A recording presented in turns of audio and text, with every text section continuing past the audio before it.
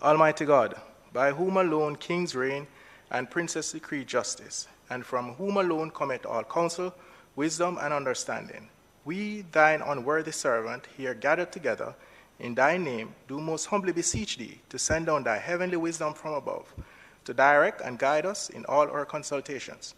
And grant that, we having thy fear always before our eyes, and laying aside all private interests, prejudice, and partial affections, the result of all our counsel may be to the glory of thy blessed name, the maintenance of true religion and justice, the safety, honor, and happiness of the Queen, the public weal, peace, and tranquility of the island, and the uniting and knitting together of the hearts of all persons and estate within the same, in true Christian love and charity, one towards another, through Jesus Christ our Lord. Amen.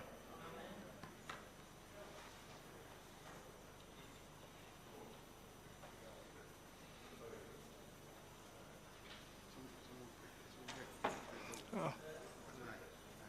And 9. Well, that's all from a 7.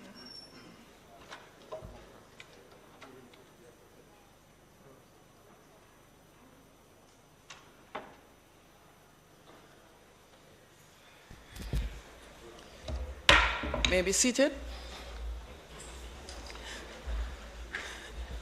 This honorable house now resumes its sitting. Call of the roll.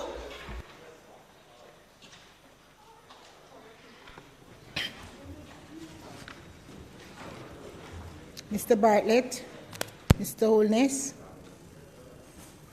Dr. Clark, Dr. Chang, Mr. Shaw, Mr. Samuda, Ms. Grange, Mrs. Williams, Mrs. Malaufort, Dr. Tufton, Mr. McKenzie, Mr. Chuck, Mr. Vaz, Mr. Warmington, Mr. Charles, Mr. Green, Mr. Morgan, Mr. Hutchinson, Mr. Terry Long, Miss Smith,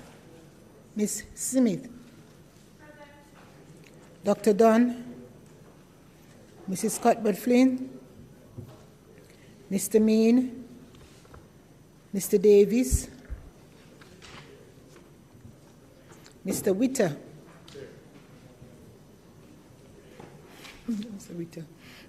Mr. Brown, Dr. Brown Burke, Dr. Charles, Mr. Chin, Mr. Clark, Mr. Cousins, Miss Crawford, Miss Daly, Miss Davis, Mr. Golding, Mr. Graham, Dr. Guy, Miss Hamilton, Miss Hannah, Mr. Henriquez, Mr. Henry, Mr. Hilton, Mr. Jackson, Mr. Lawrence, Miss Lee, Mr. Miller, Mr. Montague, Miss Morrison, Mrs. Nita Garvey, Mr. Paulwell, Mr. Phillips, Dr. Phillips, Mr. Robertson, Mr. Robinson, Mr. Siblist, Mr. Slowly, Mrs. Vaz, Dr. Wheatley, Mrs. Vaz, Mr. Williams, Mr. Wilson, and Mr. Wright. Ms. Hamilton.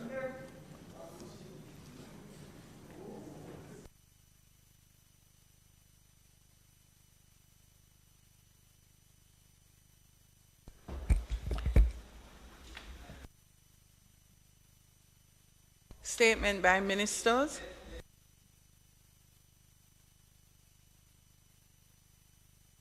Announcements.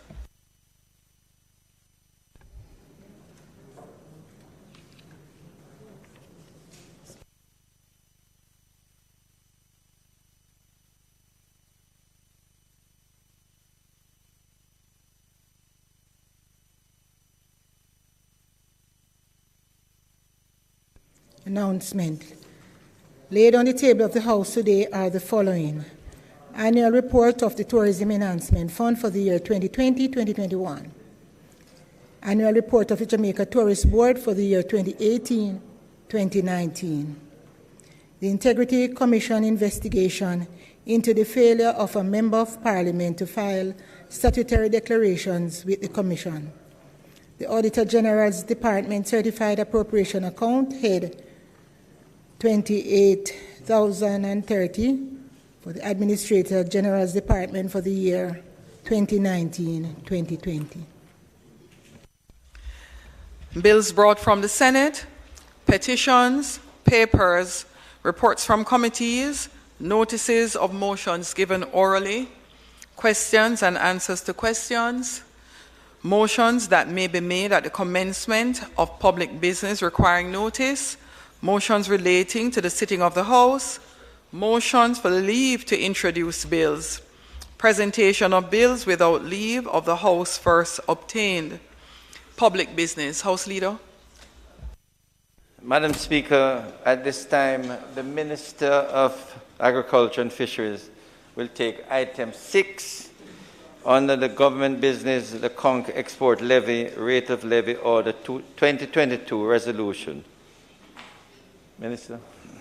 Thank you, House Leader. Madam Speaker,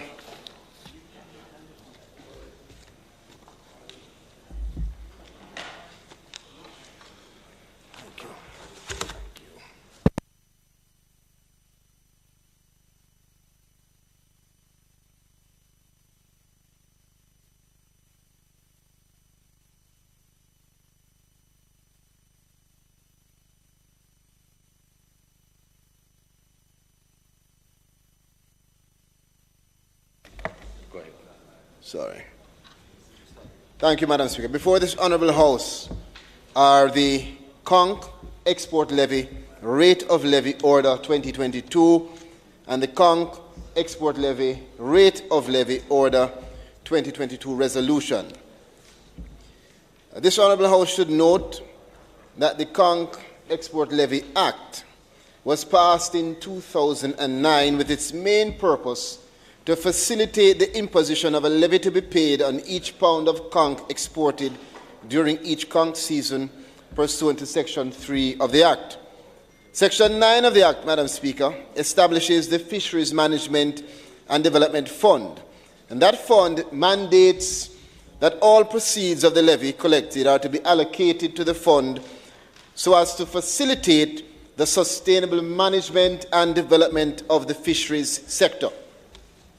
Section 11 of the said Act also stipulates that any exporter who fails to pay the levy commits an offence and is liable to summary conviction in a parish court to a fine equivalent to 5 times the value of the unpaid amount of the levy, or $3 million, whichever is greater, and in default of payment, to imprisonment for a term not exceeding 12 months.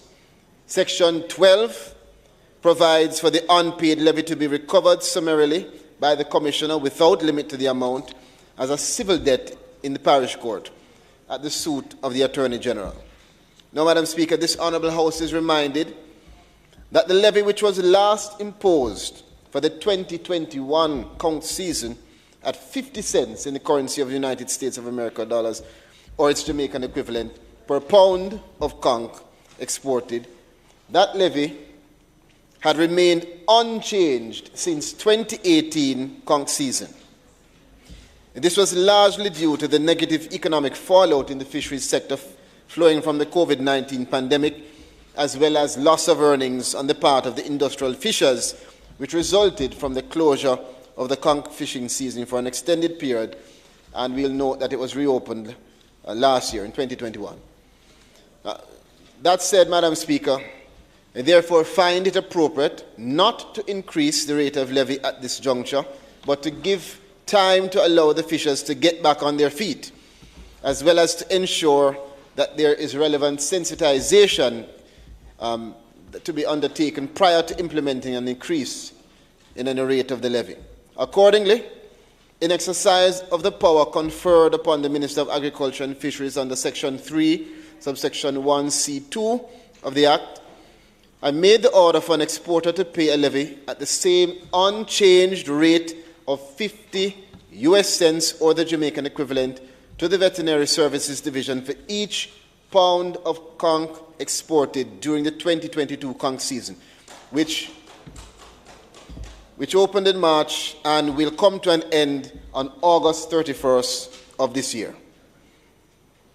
Therefore, Madam Speaker, the object of the order pursuant to Section 3 is to legally require a person who proposes to export or exports conch to pay to the Veterinary Services Division that levy of 50 cents in the currency of United States dollars or the equivalent for each pound of conch exported during this year's season. In the circumstances, given the matters highlighted above, I ask this Honourable House for its full support in affirming by resolution the conch export levy rate of levy order for 2022.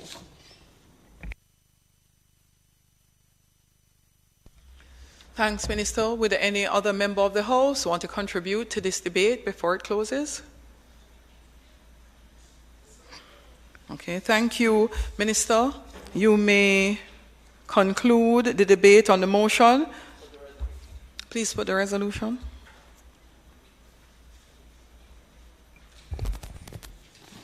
Madam Speaker,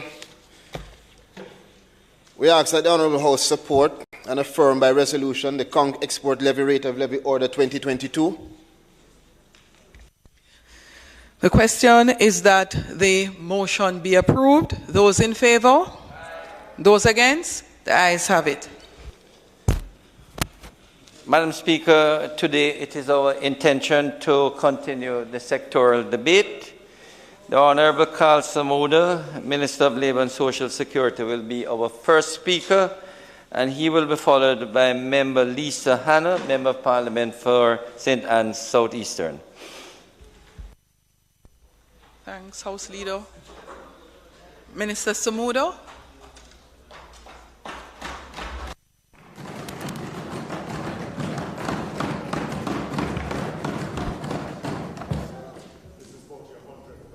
Thank you very much, Madam Speaker.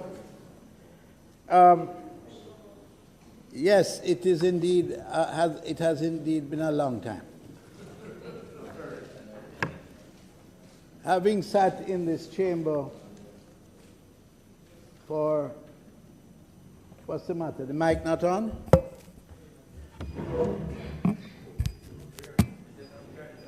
You can hear me now? You can hear? All right. Having sat in this chamber, having been in this chamber now over a period of 10 terms in office as a member of Parliament,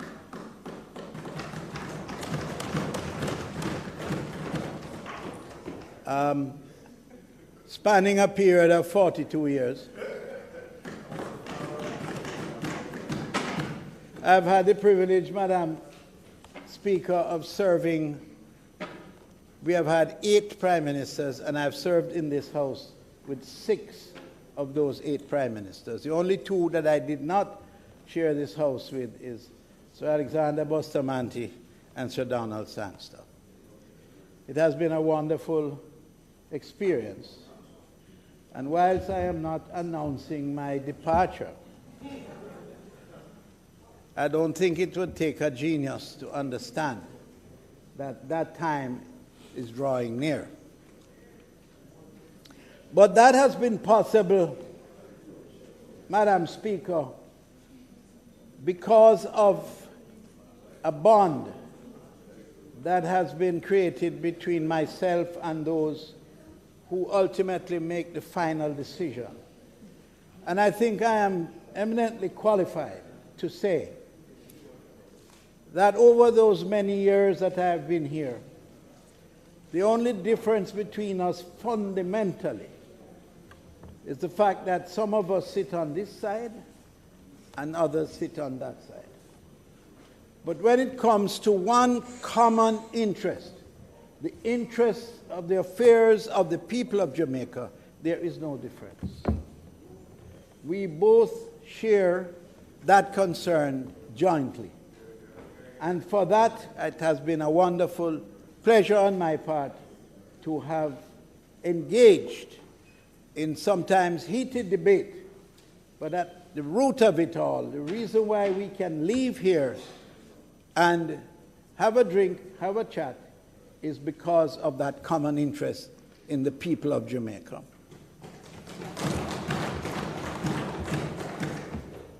I have been fortunate during the entire time that I have spent here to have had beside me a team of persons who today is like family. They have served loyally, and they have been dedicated to the task of improving the quality of life for the people who we serve. The person who I hold in the highest possible esteem and love, of course, is my wife of 45 years. She has stood by my side through thick and thin. There have been many thin. There have been some uphill tasks that we have had to jointly tackle. But God has been good to us. We have 3 sons, and we have a large number of persons who continue every day to express their affection for her. In fact, right now I think she's more highly regarded in the seat than I am. But that notwithstanding, it has been truly wonderful, Madam Speaker. I want first, before going into the debate, to express my gratitude for those with whom I have served in 6 different ministries over this period. And, boy, I'm telling you, what an experience. But in this term, serving in the Ministry of Education is arguably the most meaningful for me, because the purpose of my entering politics was because of my upbringing and because of my commitment to serving the people most vulnerable in this country. That is my real motivation. I was never motivated by a like or dislike for any particular person. My only objective was to serve my country. And thank God, God has given me a long life and has seen me through these 42 years.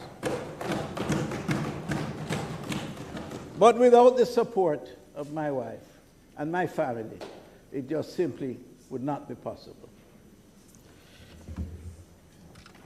We, at the moment, are working collectively in the Ministry of Labor and Social Security with leadership that is absolutely fantastic. Our permanent secretary is a person of honor, a person who is highly intelligent, a bit stubborn at times,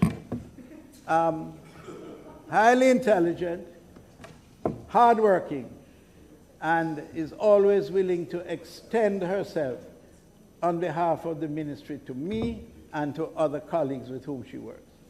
The entire staff has welcomed me. I feel comfortable. I get a little frustrated from time to time. I may, get a little angry also. But when things are taken in totality, it is a wonderful opportunity to serve in a really meaningful ministry, the Ministry of Labor and Social Security. Our mandate includes in this ministry the promotion of productivity for growth, ensuring the safety and health of our workers, maintenance of an effective and efficient labor market, and the promotion of social inclusion for all. Make no mistake about it, our country continues to grapple with the effects of the global pandemic. Like many other countries, we have had to pivot, redefine, and redirect our efforts to ensure that we do not lose the gains which we made pre-COVID. Our ministry has therefore continued to aggressively deliver the government's relief interventions to the poorest and most vulnerable among us. And that is the part of this ministry that gives me absolute joy. Madam Speaker, in July 2021, we successfully launched the new social pension program for our elderly population. For the first time in our history, Jamaica now has a mechanism through which we systematically provide a government benefit to vulnerable persons 75 years of age and over.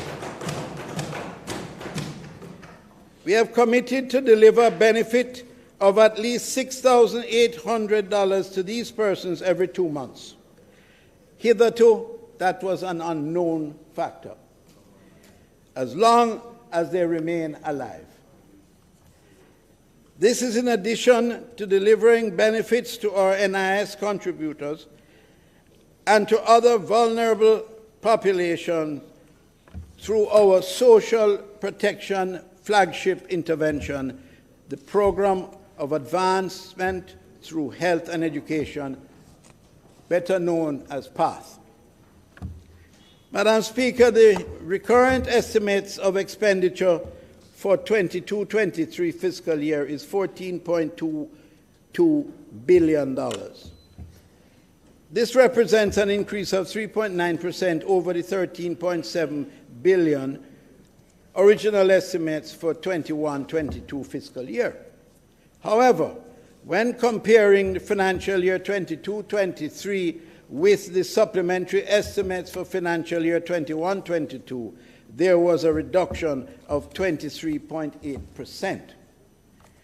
This reduction was primarily as a result of the one-off SURF payment totaling $2.65 billion, assistance under the UN World Food Programme totaling $334 million, the school feeding payments made on behalf of the Ministry of Education totaling $1.5 billion. Turning to the purpose for which we are all gathered here, I've always maintained that we come here to pass laws. That's the fundamental reason why we are here. We are a house of legislators, and therefore it is very important to any ministry I've served in that attention is paid to our legislative program. First, let me start with the Disabilities Act and the Disabilities Regulations. Madam Speaker, it may be recalled that in the sectoral debate of 2021, we had committed to tabling the Disabilities Regulations and bringing the Disabilities Act into effect in 21-22. The Disabilities Regulations were affirmed in the House of Representatives on October the 6th, 2021, and on the Senate on October 22nd, 2021. The Disabilities Act 2014, I want you to take note of that date, 2014, became effective on February the 14th, 2022. That is the time. That is the time it took, which quite frankly is unacceptable for a thing as important as this. It is expected that the passage of the Act and regulations will enhance the full and effective participation of persons with disabilities in the Jamaican society. Madam Speaker, February 14, 2022 began the dawn of a new day in Jamaica for persons with disabilities. As we take the next steps forward in the process of entrenchment of disability rights in our legislation. The Disabilities Act coming into effect indicates the government's unwavering commitment to the principles of the United Nations Convention on the Rights of Persons with Disabilities. And I am proud to be the minister who has brought this into effect. Persons with disabilities have the same fundamental rights as any other person in our society. As a government, we commit to effective implementation of this legislation, thus ensuring that Jamaica becomes progressively more inclusive. We are on a sure path to inclusion as the implementation of the Act takes shape. I welcome Chairman Mr. Colin Ebanks and the members of the first management board of the JCPD, with whom I met at their inaugural meeting. Madam Speaker, as the financial year progresses, you will see more deliberate effort in the implementation of the Act. This will ensure greater equality of participation and non-discrimination in the areas of education, employment, health, and justice. Public awareness and sensitization about disability matters will become the main staple as we seek to decrease stigma and discrimination and increase inclusion and participation. My colleague and friend and opposition spokesman on Labour and Social Security has worked closely with me in ensuring the success of the passage of this bill, and I welcome his participation, and I am very pleased to say that our relationship has only grown better over this period of ministry, and I intend to keep it that way. I therefore encourage you, my fellow Jamaicans, to ensure that each person plays their part to make inclusion happen. Currently, the government is the largest employer of persons with disabilities. Yet, Madam Speaker, there are several public buildings where the disabled cannot gain access, including Parliament. But that will change with this administration. It will change. I am making an appeal to members of the private sector to employ more persons with disabilities. Hire them not just because they are not employed and you bring them in at the lowest staff level, but at every level in your organization, in keeping with their capabilities, and they have the capabilities. I'm looking forward to working with the private sector in ensuring that the level of respect is shown to persons with disabilities. As a society, we must do more to ensure that our brothers and sisters living with disabilities have greater access and are not underemployed or discriminated against in the workplace. And anywhere we find evidence and can successfully prove that evidence, we will be bringing the matter to court. We will not tolerate any overt discrimination against persons with disabilities. A concerted effort is required from every Jamaican in every corner of Jamaica. We are on the path to greater inclusion, and no one will be left behind. Madam Speaker, it is a matter that has occupied a lot of time in discussion, and I refer specifically now to the Occupational Safety and Health Bill. Madam Speaker, as our economy rebounds from COVID-19 pandemic, having a highly motivated, safe and healthy labor force that is poised to achieve its full potential is critical for Jamaica's social and economic growth. Regrettably, Jamaica's current safety and health legislation is limited in its scope and coverage as it applies mainly to workers in the industrial sectors such as manufacturing, construction, and on the docks. A significant portion of the labor force is not afforded the occupational safety and health protection expected from a developing country such as ours.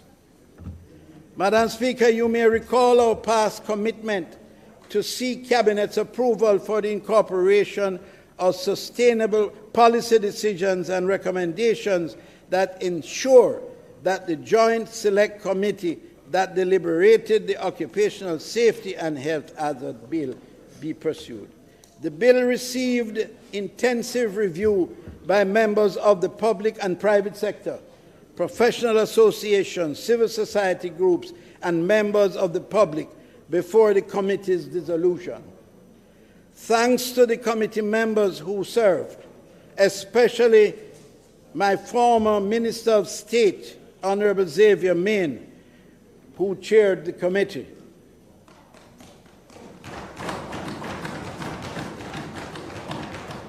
Now that he has moved on to greener pastures in the Ministry of National Security, I am sure he carries with him the wealth of experience and ability that will serve the Minister of National Security and his team very well.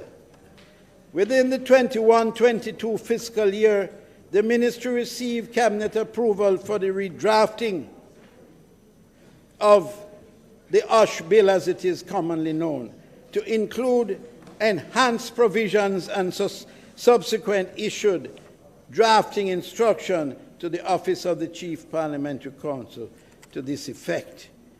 I'd like to pause here to acknowledge the support that we have received from the newly appointed Minister of Constitutional Reform and everything else relating to the law.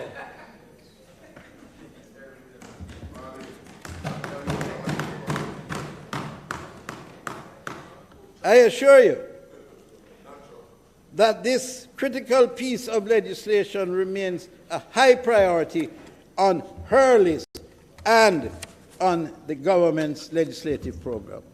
Unfortunately, further adjustments had to be undertaken on the recommendations of the legal team of the Ministry of Labour and Social Security. All hands are now on deck to ensure it is laid before this honourable House within this fiscal year. And I am looking forward to the continued support in expediting this matter from the Minister of Legal Reform. The tabling of the enhanced bill will be accompanied by an extensive public education and awareness campaign spanning the length and breadth of Jamaica. The minimum wage, Madam Speaker, is always an area of the ministry that causes a lot of discussion publicly and privately. Madam Speaker, it should be recalled that the government of Jamaica has ratified the International Labour Organization Domestic Workers Convention, C-189. That particular grouping within the labour organization that is relating to the domestic workers has a very special place in my heart because I believe they have been long-suffering and it has been too long. Now they are emerging with full recognition for the value of the service they provide. And in that regard, the ministry has made available to the association the physical environment in which to train persons in the domestic labor grouping, domestic worker grouping, so that when they leave and take a job in a home or elsewhere, they are going with a sense of properly being trained and with a sense of pride and dignity in their job, and must be treated with the utmost respect. The purpose of the C-189 is to ensure the effective promotion and protection of the human rights of all domestic workers. Legislative effect is to be given to some of the provisions of the C-189 by amendments to the Minimum Wage Act, the supporting National Minimum Wage Order, and the Employment Agencies Regulations Act. I give an undertaking that never again, certainly not on my watch, will we have to wait for 4 years before learning what the minimum wage recommended is going to be.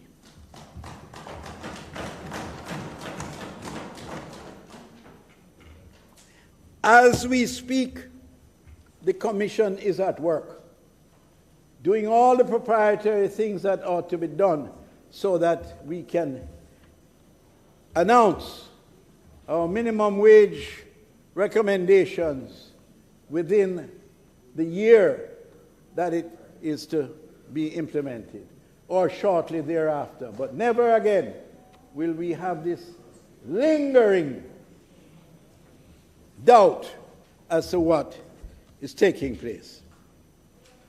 Madam Speaker, the government continues on a strong path to provide for and to safeguard the rights of vulnerable Jamaicans through major investments in and partnerships to modernize our social protection systems. We are making needed interventions in social assistance, society, insurance, and labor market protection. These interventions are critical if we are to build the resilience of families and communities and reduce reliance on negative coping strategies in response to these shocks. So, Madam Speaker, we have recently launched a joint program in partnership with UNICEF. This program will enhance accessibility and strengthen our social protection system to support increased coverage and coordination and implement enhanced payment processes. We are also continuing dialogue with our international partners to identify avenues to strengthen critical partnerships and enhance existing programs, especially as it relates to increasing access to employment opportunities for all Jamaicans. Madam Speaker, I turn now to a very critical area within our ministry, and one that I know is of interest to every member here, our rehabilitation program. Madam Speaker, over the financial year 21-22, the public assistance arm of the ministry, which is social security side of our ministry, disbursed grants to 9,170 vulnerable households at a value of approximately $358 million under the rehabilitation program. We also continued to provide food support to families negatively impacted by the pandemic. Over 4,000 food packages from the ministry's Central Foods Warehouse were distributed to needy families across the island. In addition, Madam Speaker, we partnered with the United Nations World Food Programme to distribute a further 11,000 food packages to other needy families. In relation to our response to disasters, we share this responsibility with the Ministry of Local Government, and recently we did some very good work together in St. Mary.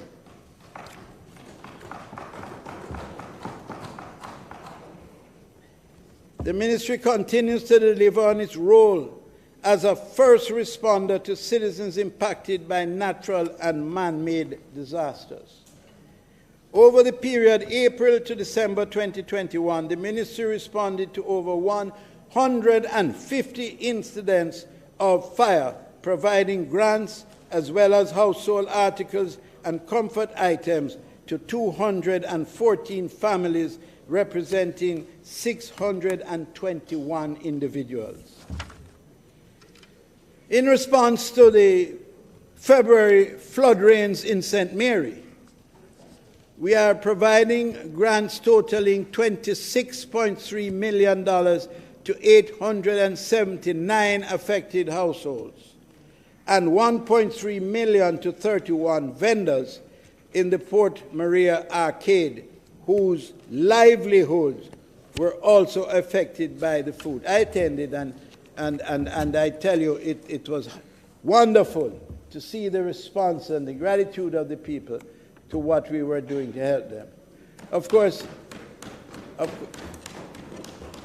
we went there with a little more money than local government, but local government stole the entire show.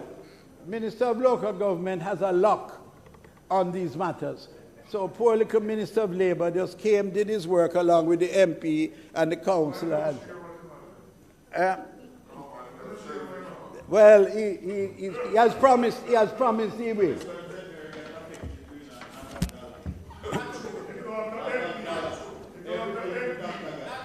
The people I found it strange that the minister who speaks a lot about St. Mary and the committed disciple of Taki was not present. And we were looking for him, but he wasn't present. But he has promised to one day return when something else is coming.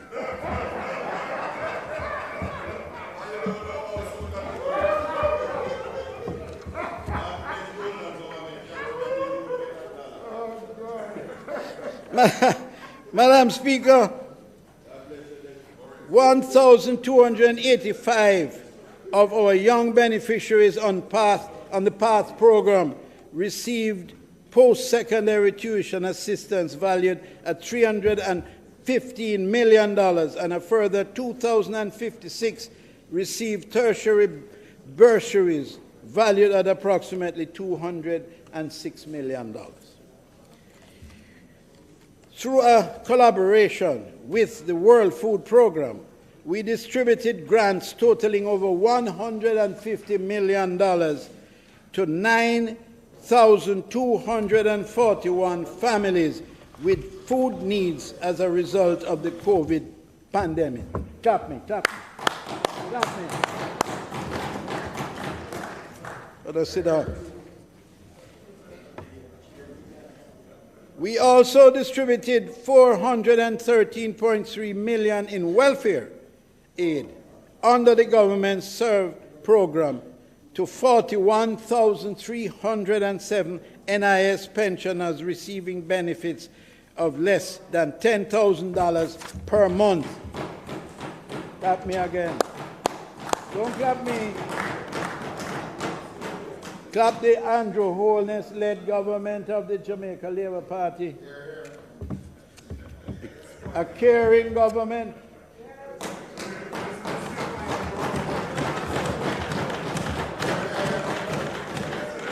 Don't worry about spoiling. I spoil anything. I soon come to you, is all right? My old friend, you know. Improvements. Madam Speaker, I'm delighted to inform you that our social workers are now equipped with tablets to improve our data collection in the field and the efficiency with which we process our benefits. So that prior to this, the social workers would go out and they would have to take notes and all the rest of it. Today, they are equipped with tablets so the information flows immediately. We have also converted our grants database to a shared digital format to improve the turnaround time for applications and facilitate ease of reporting. Real-time and I want to address this to all those who have had exposure in the Ministry of Local Government. What happens now is that when somebody goes to the office in any parish and makes a request, it is entered on a computer and instantly transmitted to Kingston, where it is real-time response. Not as was before, where we used to write it in a book and then take it to Kingston for review and take it back and all that. We are moving at the speed of light in real time so we can be ahead of the curve.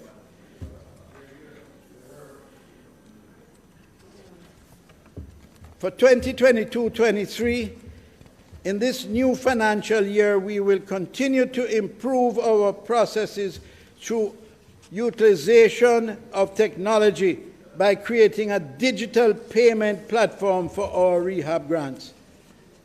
Gone are the days where you have people coming in and collecting them check and going out, and sometimes they lose it, they can't get it cash and all this rubbish. We are moving away from that kind of hardware, and we're going to a digital society.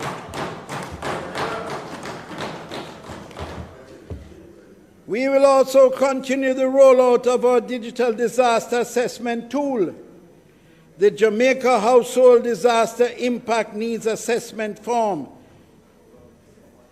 which will be informed by the tablets. We are upgrading the systems to facilitate the passage of benefits to the poor and needy and most vulnerable in our country. Turning to the program of advancement through health and education, PARC. Madam Speaker, the government dispersed $8.3 billion to 140,000 PARC families on PARC during the 21-22 financial year. Another $1.4 billion was delivered to PARC families under the SERVE program to cushion the economic hardship brought on by the COVID-19 pandemic. PARC benefits are reviewed every 2 years to ensure that the purchasing power of the amount paid is maintained.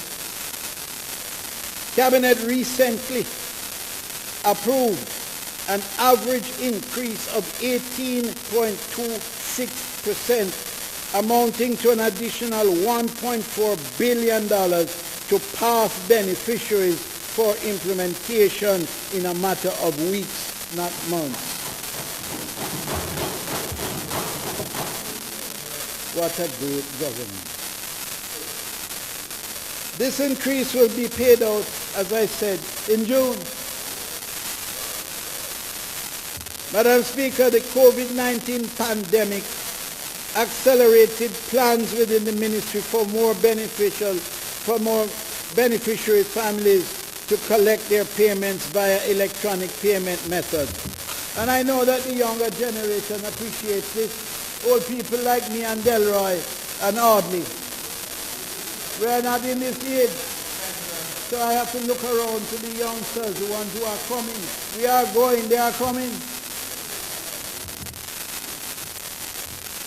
The percentage of beneficiary families paid by electronic methods increased from 14% in fiscal year 2019-2020 to 40% during the current fiscal year. For the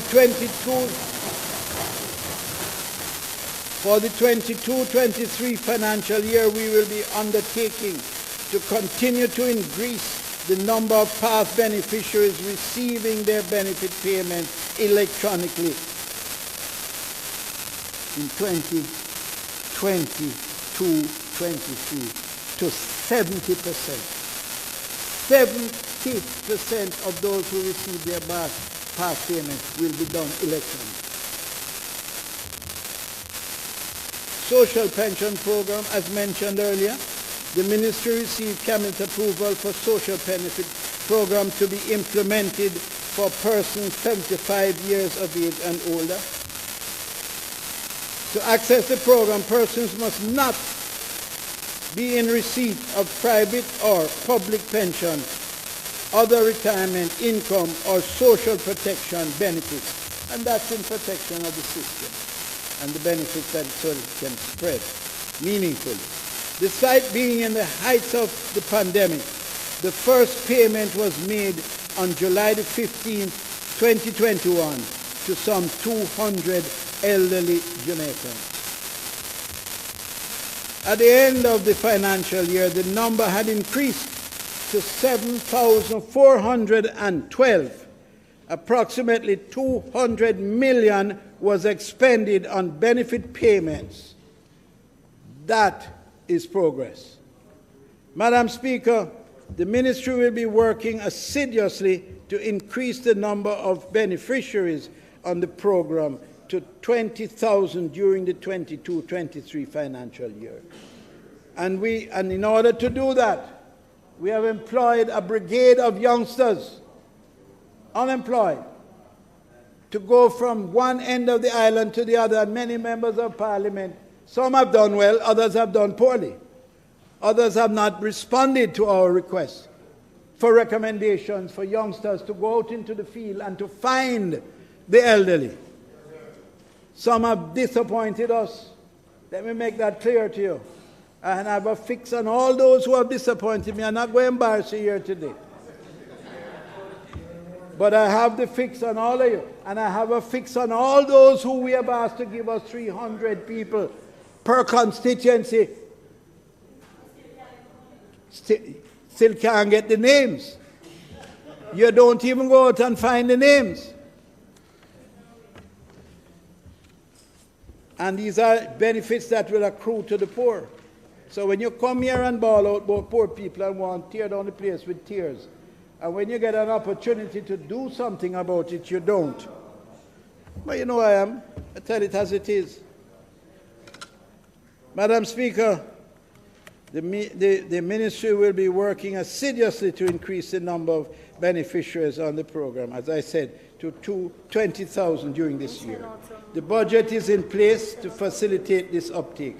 We will also be rolling out the life certificate, which will, of course, confirm that the person receiving the benefit is still alive. And that's the purpose of that. With respect to the members of Parliament themselves, we have a program for what we like to call short-term relief for persons. Well, the MPs need the short-term relief themselves, but this is not for them. This is not for the MPs, although plenty of us need it. This is for the people who we represent. So this year, as we did last year, and some people didn't spend it, some people got the money, but never spent it. Did not spend it. I tell you, I'm not going to embarrass anybody today. But we are going to be, again, providing $1.5 million for that purpose, so that you can assist.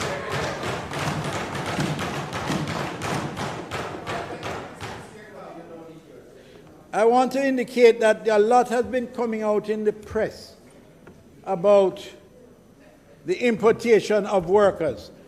Under the Constitution, the only person under law who can grant a work permit for someone to come to Jamaica and work is the Minister of Labor. And because I'm so personally involved and I'm so careful about my name and my reputation, I look at that program very carefully. And I can assure you that the structures that we have put in place so far and what we are going to do to improve it is going to ensure that a decision is not made lightly to provide persons to come in and just work and use our country to their benefit at the detriment of Jamaicans who need work. So that is one of the strategies we are going to employ to maximize our workforce involvement. But you must understand and realize when you see in other countries, the same thing applies. We are now moving from 12.6% at the end of 2021, unemployment rate. And it fell at the end of 21. Unemployment rate had fallen to 7.1. But through the efforts led by the Prime Minister and the Minister of Finance and others, it has now moved, as you know, down to 6.2.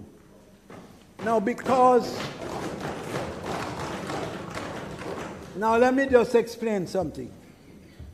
Because we are a developing country, Canada and the United States, if you get down to 3.5% unemployment rate, you are fully employed at that advanced economy. When you are in a country like Jamaica, that rate is higher. The threshold is higher. So we are at 6.2, which is on the crest. We are on the crest of full employment.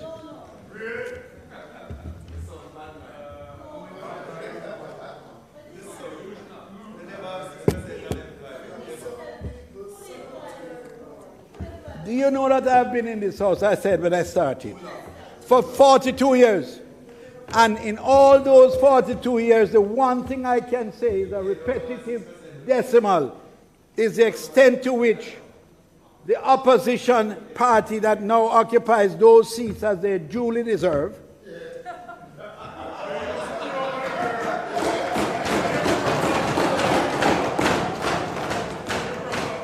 I was over there at an advanced stage.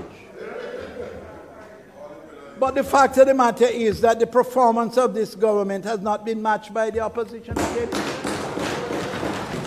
That's not fiction. That's not fiction. And every single one of you there hold us in envy.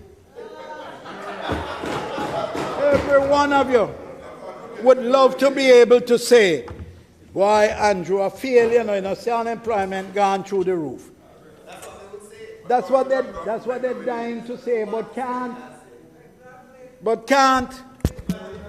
So they are now sending emissaries to go outside of their scope of competence, to make utterances about labor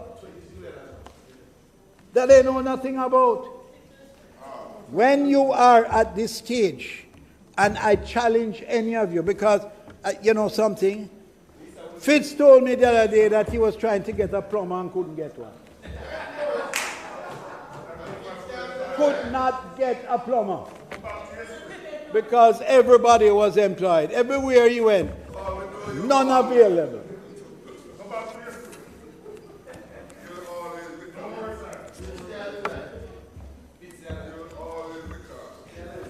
In fact, the incidence of redundancies are down, which is a clear indication. The Minister's time for speaking has expired. House Leader. Madam Speaker, I ask that the House allow the member enough time to complete his presentation. That may not help. I overheard. Member Hannah, Minister. I can hear the comments of 5 minutes, 10 minutes. I would be very happy to ensure that only 5 minutes is given across the board today. Madam Speaker. So give him 15. Members, the question is that the Minister be allowed sufficient time to complete his presentation. Those in favor? Aye. Those against? The ayes have it. You know, the other day, Madam Speaker,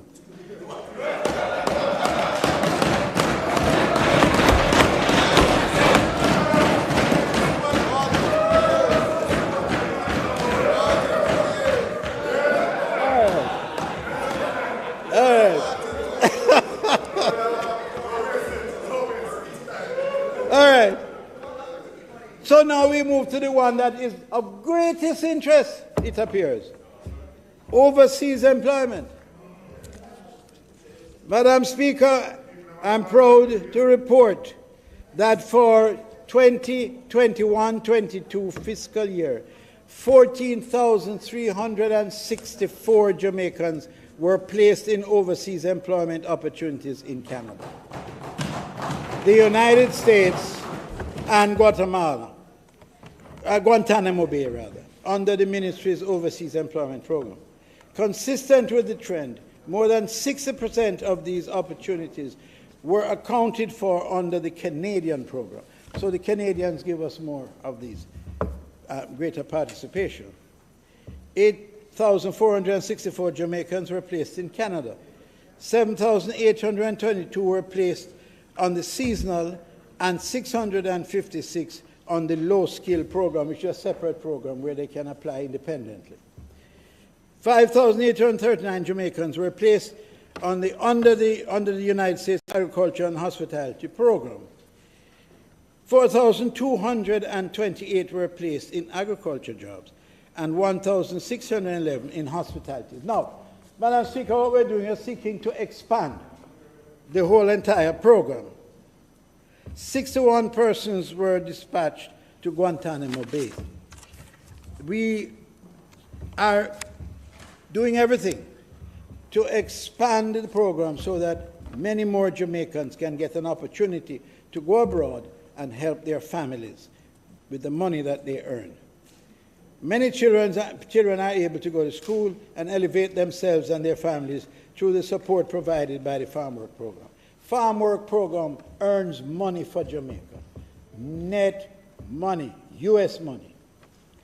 Madam Speaker, there are many more Jamaicans who are hoping to achieve the same benefits by participating in this very valuable program. So, Madam Speaker, in order for the program to fulfill the expectations of so many Jamaicans, we have to craft a strategy to reform and expand the program. In the United States, Jamaicans accounted for Jamaica under the program, it's an international program open to the world.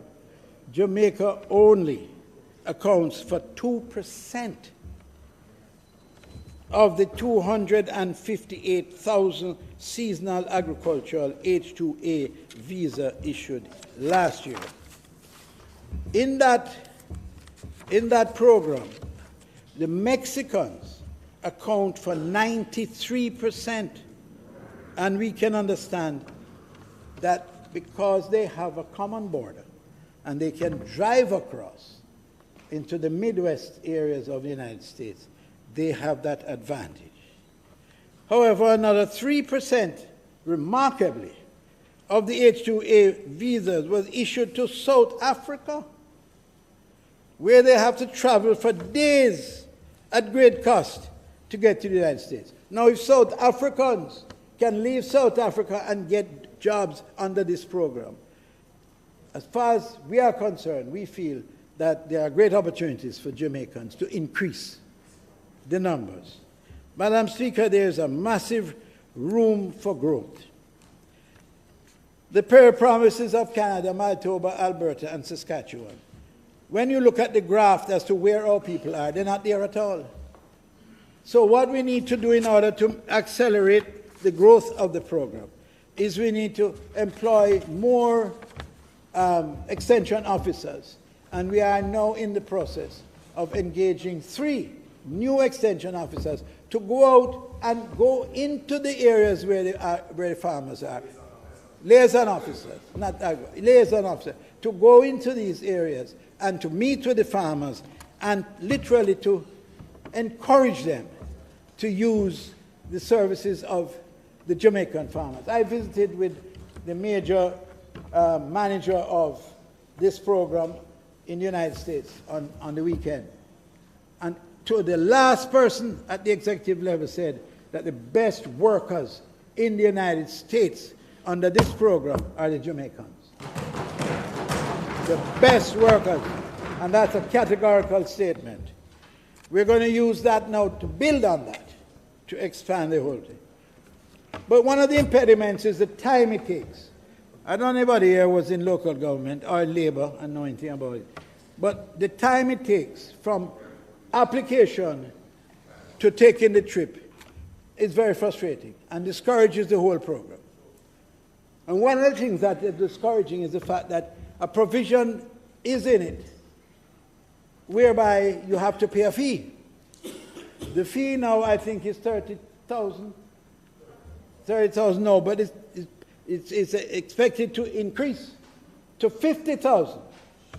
So when you get when one of your workers give a call, you get a call and say, come in tomorrow because time is of the essence. They come in and fill out the application, and then it is transferred to the U.S. Embassy.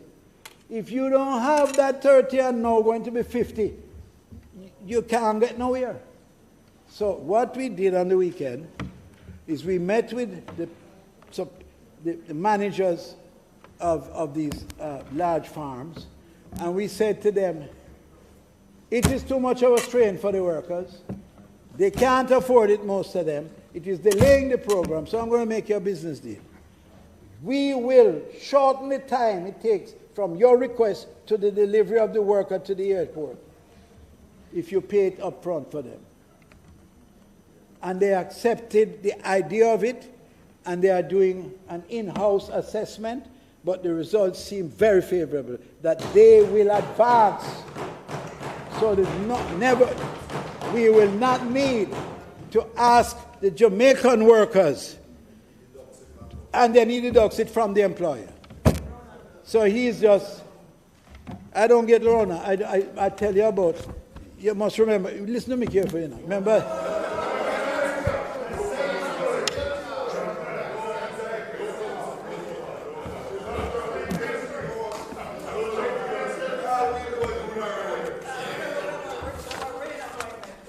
All right, so therefore, and when I speak of this group that I met with, they are responsible for 90% of the workers out of Jamaica in the United States. So these are important people, and they are true partners. So we are hopeful that this will make a big difference. In terms of, I have a responsibility for issuing work permits, and we issued 5,279 work permits last year, applications. But as I said before, we are going to be examining them far more carefully. We're going to be more discriminating, and we're going to send out teams to ensure that when we say to them, have you tried to find a Jamaican to fill the job for which we gave you a permit last year? If we don't find that to be in the affirmative, then they will not get another permit. We are literally going to twist their arm to make sure that Jamaica is not a destination or a jumping off point to anywhere else, to be facilitated for those persons who want to come here and use us. So we are going to insist that as long as there's a Jamaican available and can be identified for a job that they are going to request a permit, that is the preference for those Jamaicans. So, Madam Speaker, the system that is going to be introduced is going to cost us just under $900,000 US to implement. But it will, with laser-like accuracy, give us an opportunity to make an intelligent decision when it comes to issuing one of the most valuable pieces of paper anybody from abroad wanting to come here can ever have.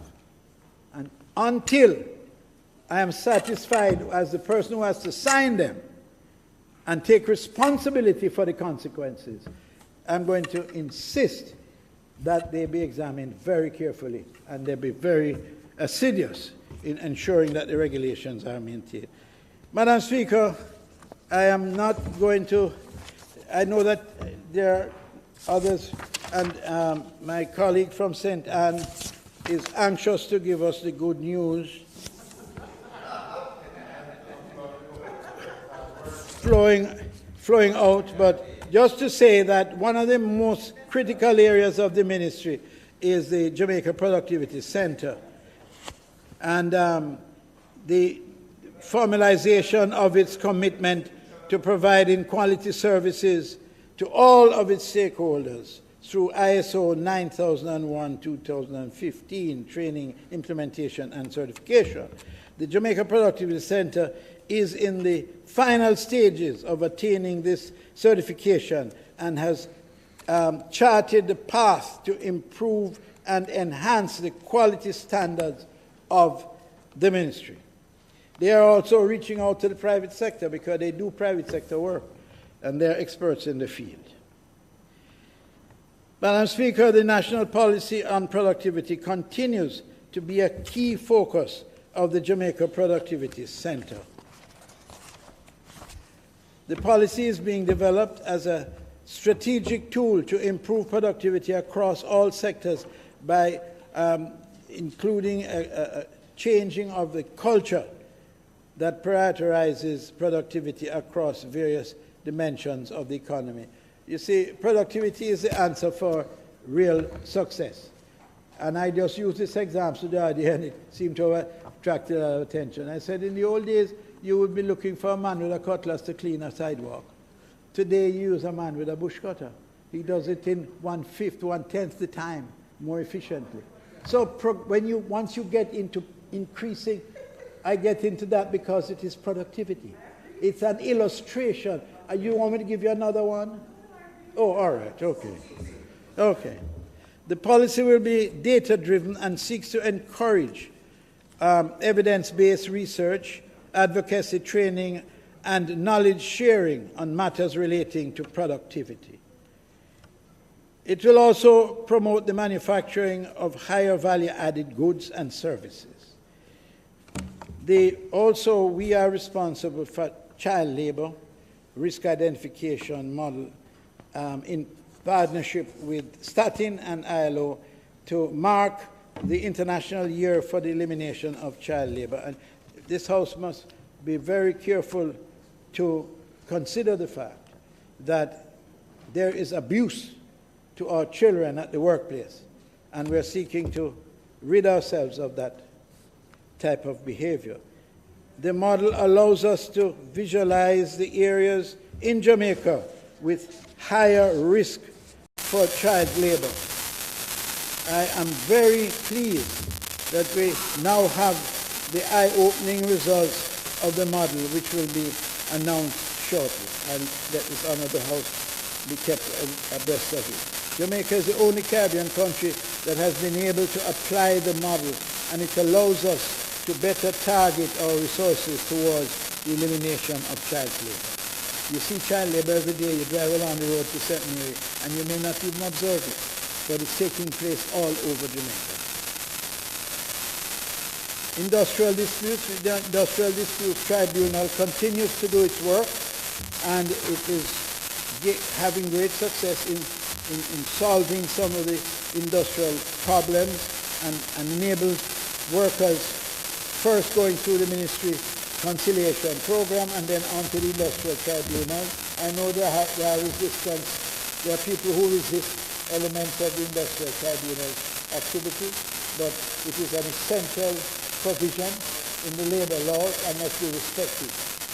And as a result, we are trying our very best to strengthen it and to make sure that they get all that is required to expedite the process. One of the IDT's priorities for 22-23 is to improve and fully implement virtual hearing as a permanent option for our stakeholders. It is expected that this move will help to reduce the cancellation of hearings and minimize the overall disruption of matters before the tribunal. So you have virtual hearings. And as lawyers, I'm sure you would appreciate that. Madam Speaker, the Industrial Disputes Tribunal, or it's called IDT, has responsibility for the preservation of the rights of both the worker and the employer. It is not a one-sided deal. The tribunal, Madam Speaker, gives the normal wage earner and employers the opportunity of having their work-related disputes ventilated outside of the court system, although there are many lawyers who are hell-bent on getting us into the courts. But we are trying our very best to resolve these disputes outside of the courts.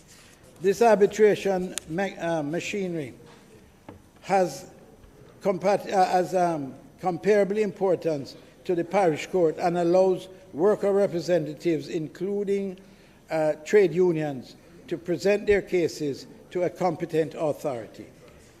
The necessity and continued relevance of the IDT has been questioned many times and in several circles. However, today, Madam Speaker, I give support to maintaining this level of autonomy in the Industrial Disputes Tribunal. In the upcoming financial year, through the Labour Advisory Council, LAC, it is my intention to engage the tripartite on suggestions to improve the timeliness for dispute settlement and other administrative enhancements. This will include greater use of digital technology for expeditious settlement. And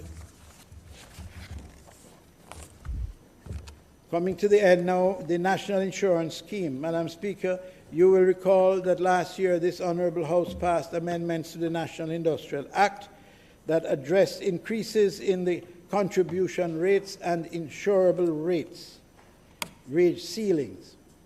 These increases represent one aspect of the reforms of the National Insurance Scheme, NIS. This bold move signaled that the financial sustainability of the NIS and the income security of the workers in this country continues to be a priority. The reform measures recommended by the advisory and implemented since 2019 continues to yield increases in net contributions. Madam Speaker, I am pleased to report that although there was a delay with the 2019 actual review, the review for 2019 has started, and both 2019 and 2022 actuarial reports will be completed by early next year. I have taken keen note that the pensioners have been asking when will the NIS be provided an increase in their pensions. Madam Speaker, as the Minister who has to ensure that the National Insurance Fund remains viable, I am mindful that all increases are made on a basis of sound information from experts in the field. The NIS expended $20 billion to provide close to 120,000 pensions at the end of March 2021. This is not a child's play. Already over 133,000 pensions are now being paid. It is very important to know that all recommendations concerning an increase in the rates of benefits paid are based on the recommendations of the actuarial review, which is a requirement of the National Insurance Act. This, Madam Speaker, will be done next year. 8% of pensions are dispatched to pensioners who reside overseas, which means that 92% of the pensions are paid locally. Madam Speaker, in keeping with the government's thrust for greater efficiency and modernization, I am happy to report that over 82,000 or 67% of local pensions are now paid through direct deposit and is directly into the bank account of the pensioners. The NIS will continue efforts to transition the remaining 33% local pensioners to electronic payments. Everything in the Ministry of Labour, in short order, will be digitized and electronically dealt with. COVID-19 has brought to the fore the need for unemployment insurance for the workers in this country. This government has engaged the ILO, and we are working assiduously to see how best unemployment insurance can be provided within our Jamaican context. It must be within our Jamaican context, and we are constantly having dialogue on it. I wish to extend my gratitude for the work already done, and note that I am looking forward to the day in the not too distant future when the announcements will be made by this administration that all workers in Jamaica have access to another benefit that underscores the importance of income security. So you see, Madam Speaker, we continue to put measures in place to balance livelihoods as we seek to balance lives. That's the cornerstone of the policies of this administration. The National Insurance Fund continues to be viable and sustainable. For the 21-22 financial year, the fund has projected to achieve 12.8% year-over-year growth to close the financial year with a net asset value of $141.4 billion. With all these figures that I am announcing, you can readily appreciate, and I know looking at the minister, the leader of the opposition, you can appreciate the scope and content of that place called the Ministry of Labor and Social Security and the responsibilities that they hold. So, as at February 22, the net asset value of the fund stood at 141.71, which is an unaudited figure, and as such, the fund will marginally surpass its originally projected year-over-year growth at the close of this financial year. But remember, we're coming right out of a pandemic period, and the pandemic, in a sense, is still very much with us. A series of reform measures, the latest being the increase in the insurable wage ceiling from 1.5 million to 3 million effective April 1, 2021, has resulted in consistent positive monthly net surpluses from the NIS scheme operations. So we are growing the scheme. The ability of this scheme operations to fund the benefits of the NIS is expected to be further strengthened in the upcoming financial year with the increase in the insurable wage ceiling from 3 million to 5 million effective April 1st, 2022. Never again must there be any doubt as to the viability of the National Insurance Scheme and the fund that supports it. Despite the significant challenges brought about by the COVID-19 pandemic, total investment income, including unrealized gains, as at February 2022, remains robust at $10 billion. Total investment income is projected to be just over $11.2 billion for the financial year 21-22.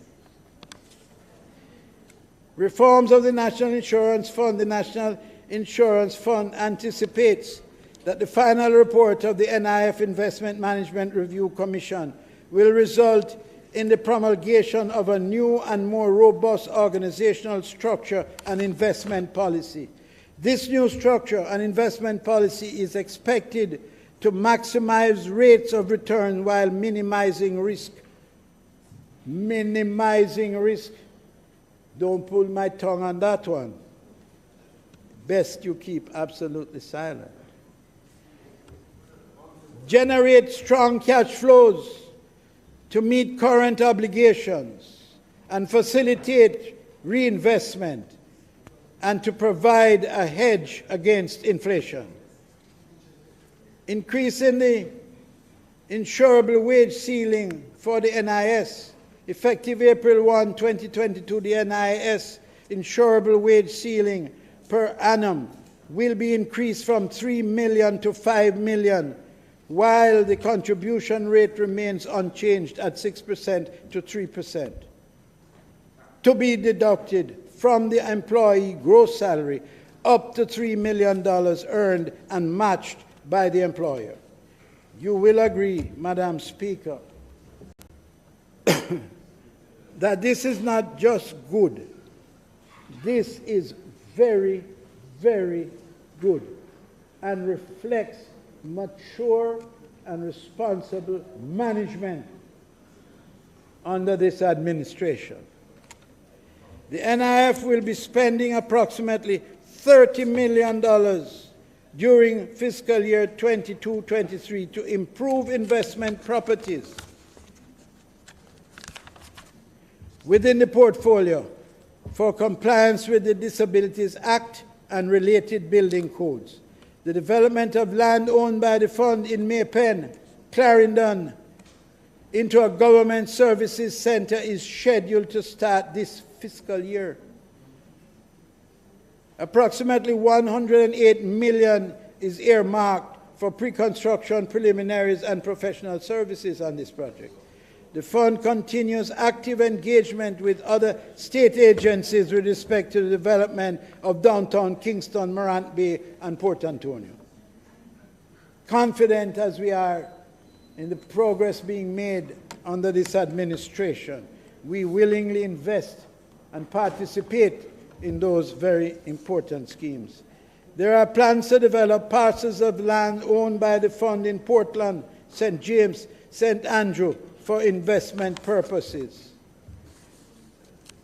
Madam Speaker, as I conclude, I would like to thank the former Ministers of Labour and Social Security who established the mechanism on which we build today to respond effectively to the ever-emerging needs of our citizens. There is not a Minister of Labour and Social Security did not have at the center of their consideration the well-being of the people of Jamaica, and particularly the most vulnerable.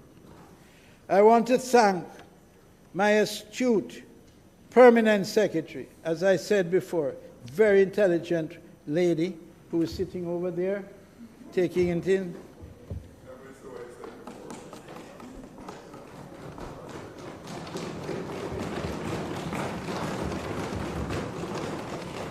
I've always found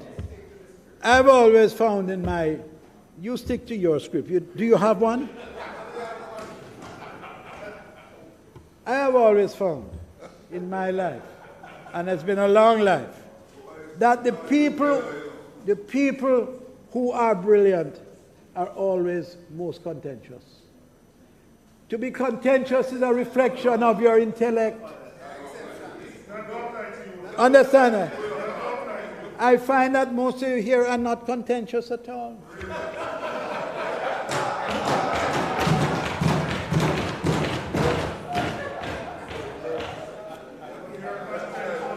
I want to make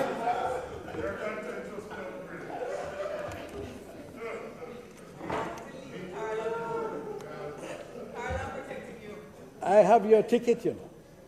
I have your ticket. Yes.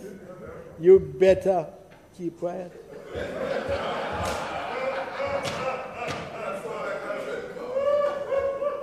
If it is, I have his ticket.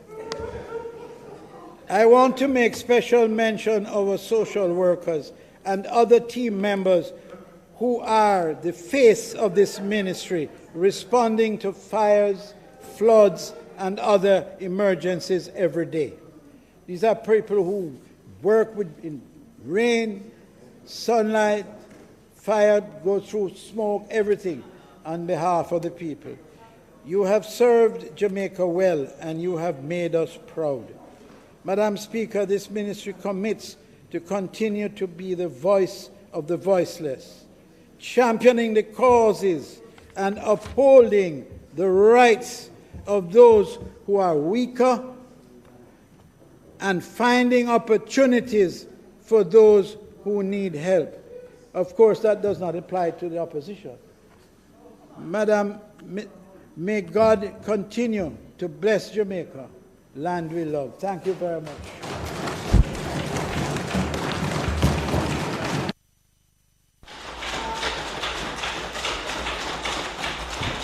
Thank you, Minister Samuda. House Leader. Madam Speaker, we thank the Minister of Labour and Social Security for his presentation. And with your leave, may we invite the Member of Parliament for St. Anne South Eastern to make her presentation. Thank you.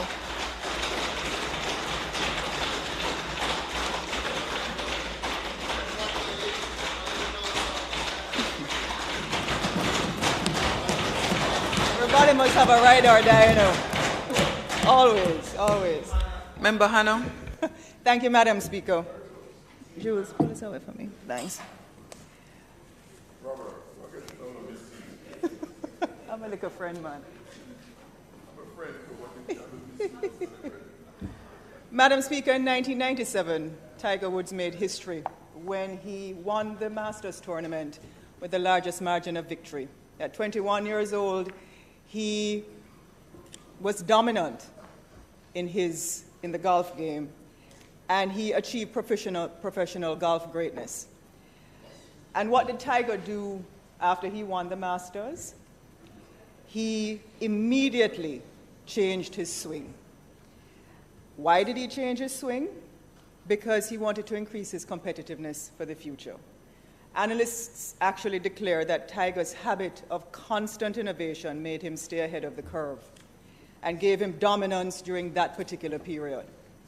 Furthermore, his demonstration of not relying on his past victories for relevance not only gave him leadership in the sport, but it disrupted the traditional norms of golf.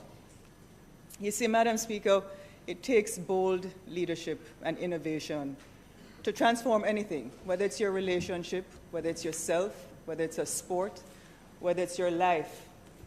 These skills are even more critical for policymakers because we are the ones who are charged with improving the country and the people that we serve, especially in this interconnected, fast-paced world where we have the responsibility for increasing the per capita income of our people.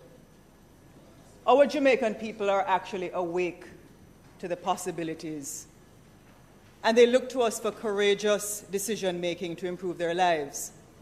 But sadly, a lot of what we discuss in Parliament and eventually get to implement gives them scarce opportunities to harness their potential for future progress. And Madam Speaker, their hope is waning.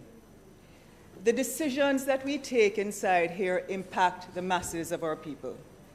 And we must be deliberate with fierce urgency, as there's actually such a thing as being too late.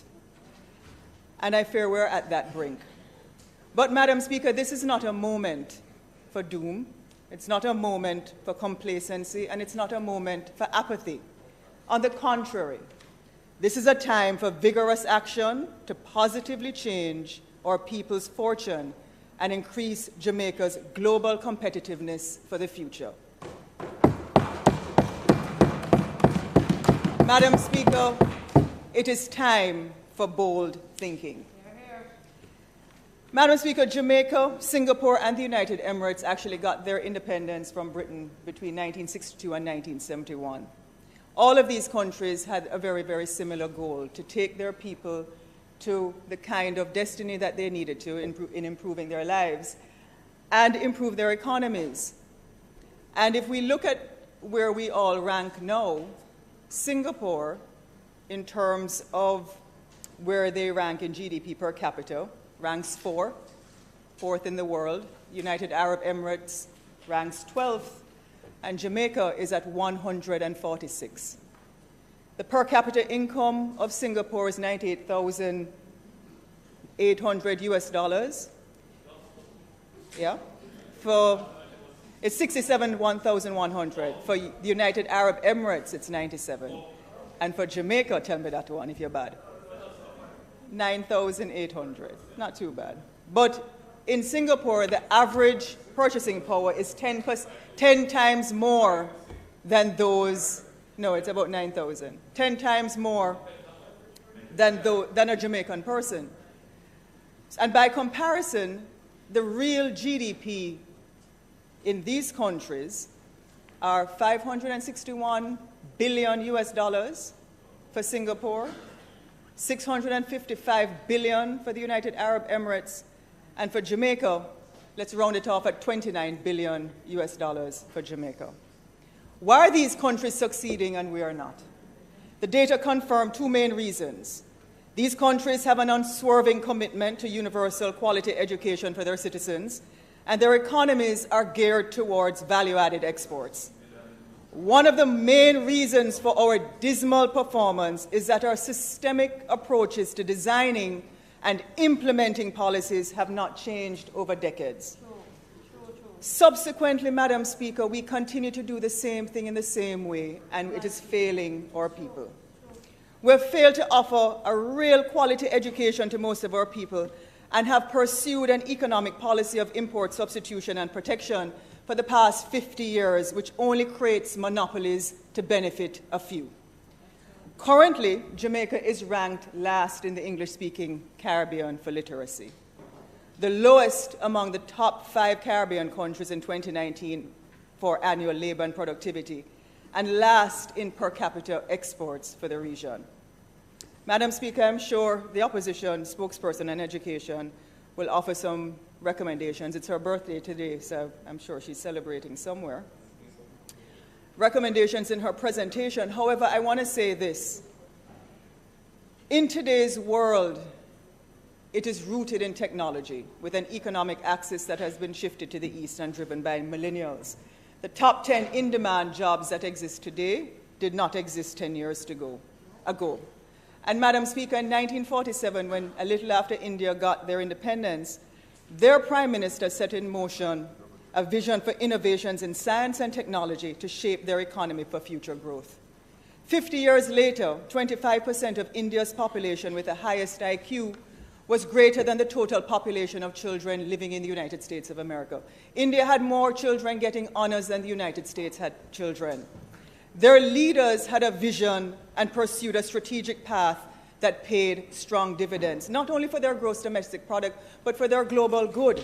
And what we're witnessing in India today is that India ranks in the top 15 countries for pharmaceuticals in their exports. India provides 80% of the world's antiviral AIDS medication and also 20% of the world's generic drugs. Even before the COVID vaccine was developed, India was exporting hydroxychloroquine and paracetamol to over 100 countries. The Indian pharmaceutical sector, which was valued at $64 billion US in 2019, is expected to grow to over $150 billion US in 2025. Moreover, Madam Speaker, Indians are now the CEOs of some of the world's leading companies: PepsiCo, Adobe, Twitter, IBM, Microsoft, Google, Macron, just to name a few. This is not by accident.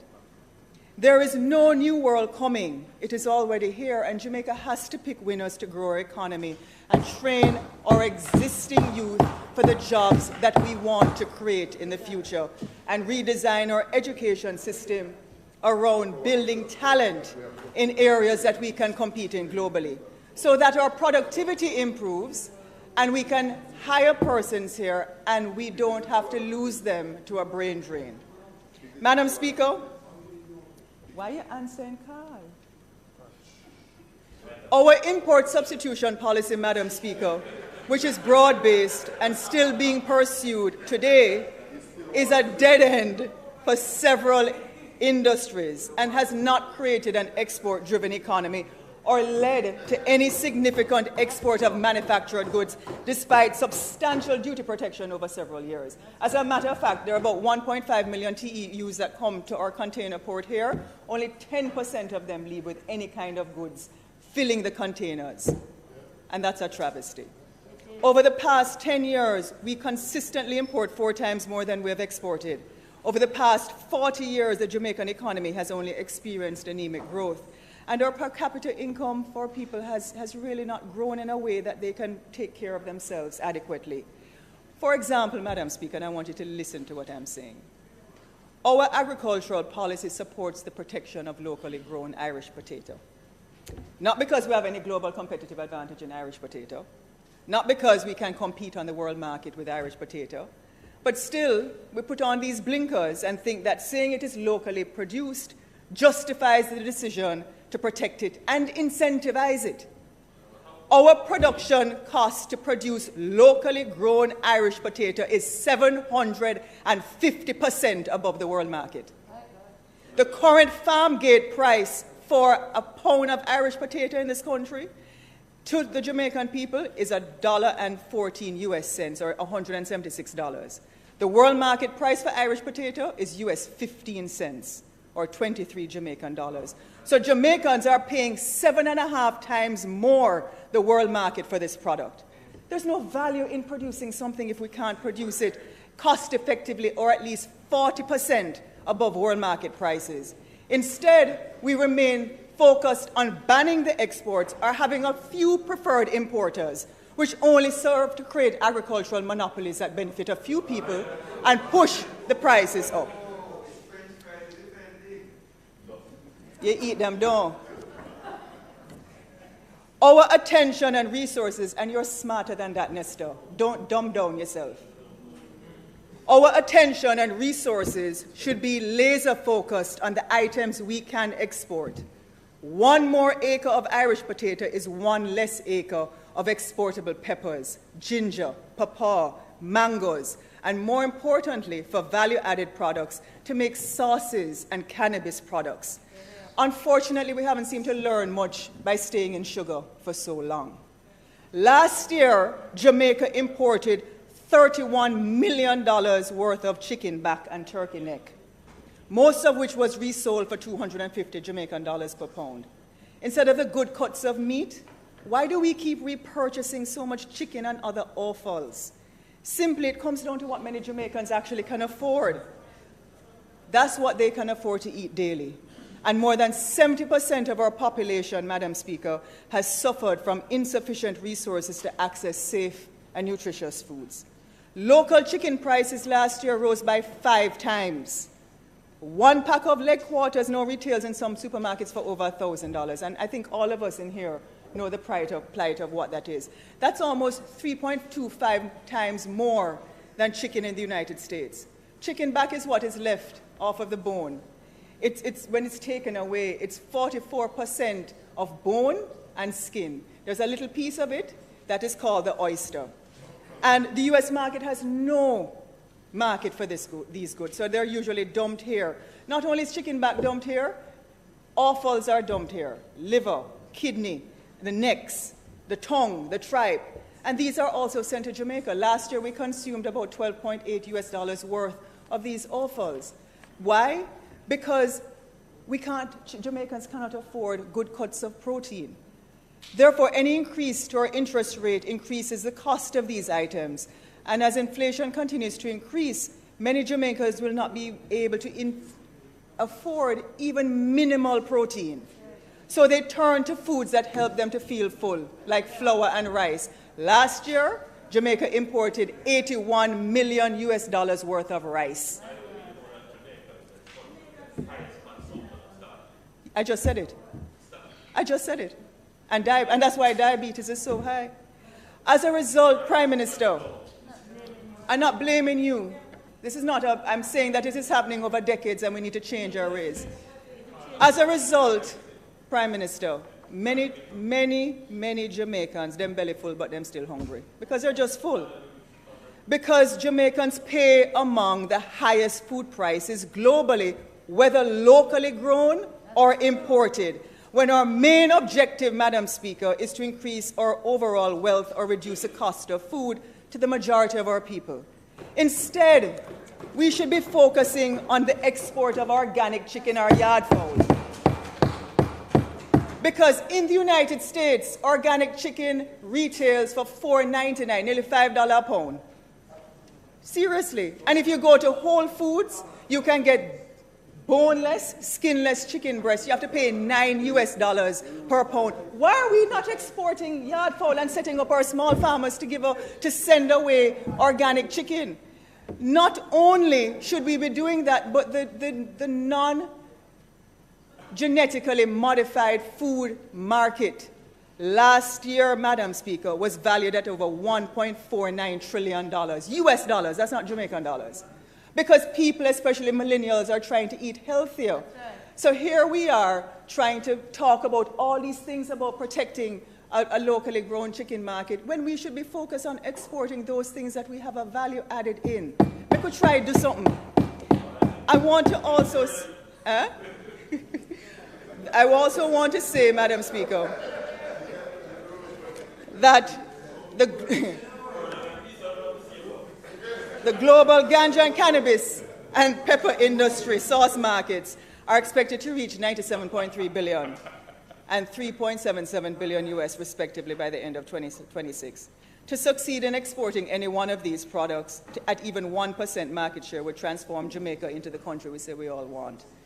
It is time that we look at what we're planting, because we could be sending and exporting Scotch bonnet and the sauces, Madam Speaker, and using that foreign exchange to buy all of the Irish potato and to support all of our small farmers, because then they would be earning foreign exchange and not have to worry about seasonal products. There would always be a market for them.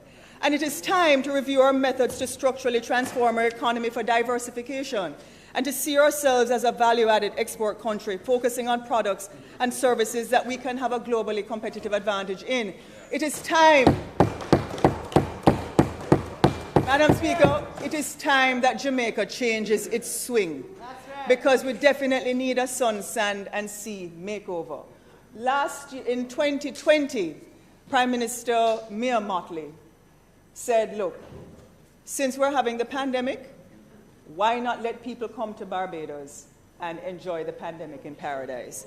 And what they did was they had a welcome stamp program. And under this program, Madam Speaker, they had special visas that were sent away. My friend, who is a vice president of a Fortune 500 company, she packed up all of our family in California and our 2 children and came to Barbados. Last year, in 2021, the program was such a success that the then Minister of Home Affairs went back to Parliament and extended the visas of over 3,000 people from over 100 countries globally to continue to stay in Barbados. That had a transformative effect to their economy, because it was a multiplier effect. The children were in schools, they were renting places, they were actually living in different places, not only hotels. And so,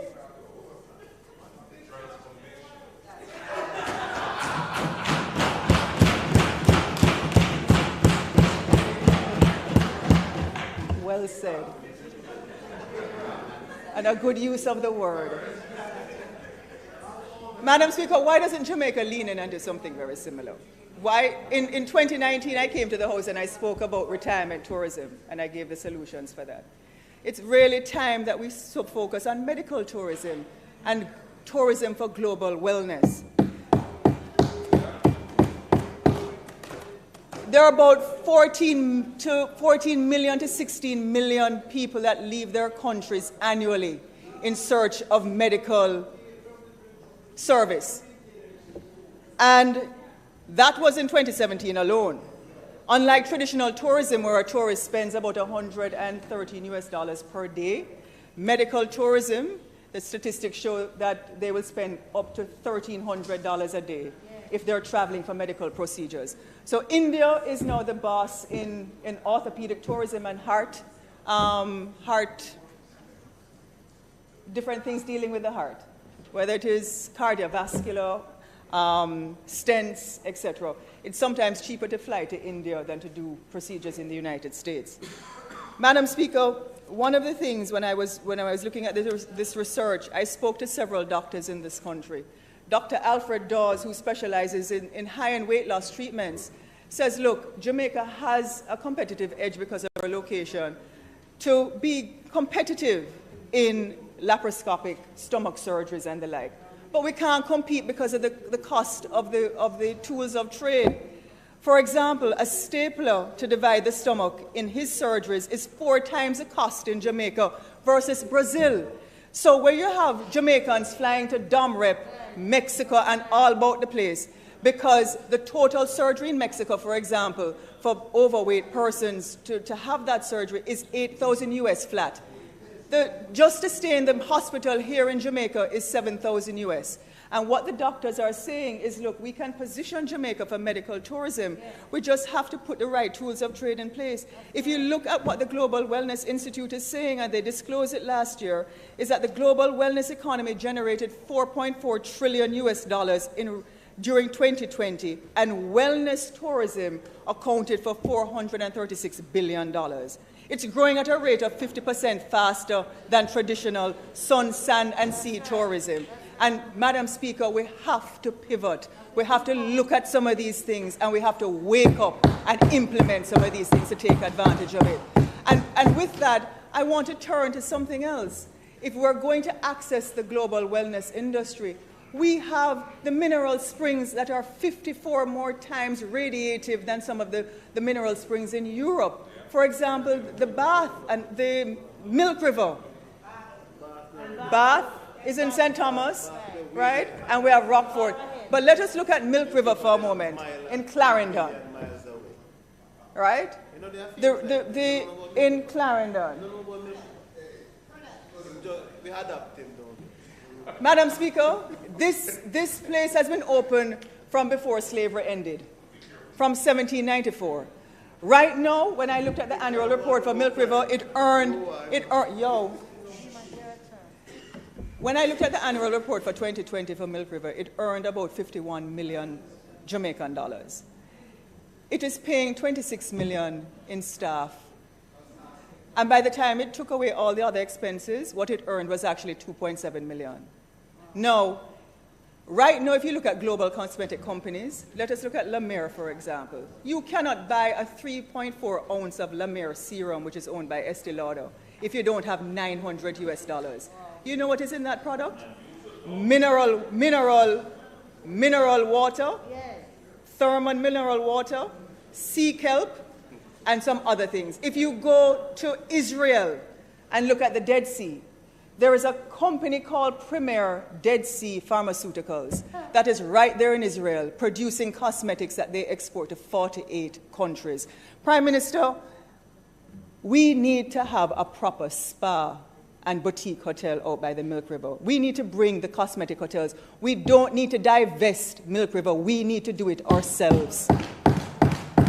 And we can do it ourselves. I am really tired of seeing us obfuscate our innovation to others, not trying to do it on our own. And we can do it. We can bring the people here. We can organize it. But this is where we are going to make some of the money. What happened?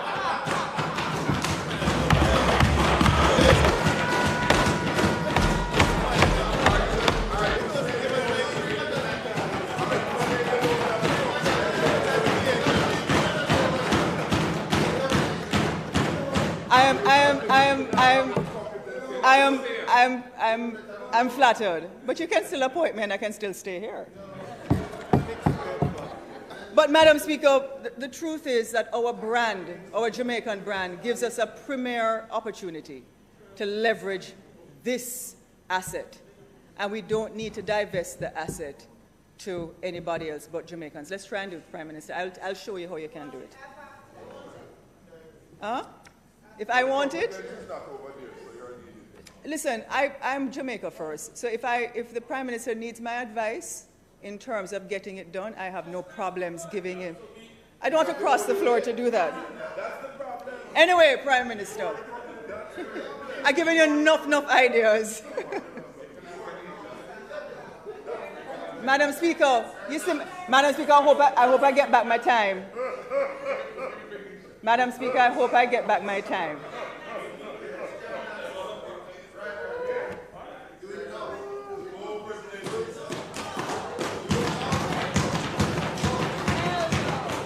Madam Speaker, I hope I get back my time. Madam Speaker,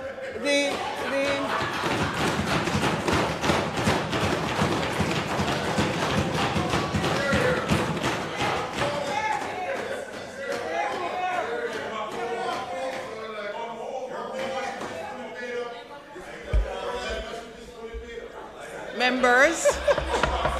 Madam Speaker. Members, enough. Thank Allow you. Member Hannah to finish her I presentation. appreciate There's no that. extra time to be had. Madam Speaker, another significant opportunity that we're risking loss in is the global bottled water industry. And I spoke about this some time ago because it's currently worth about US $230 billion. And it is projected to grow to $405 billion US dollars by the end of 2027.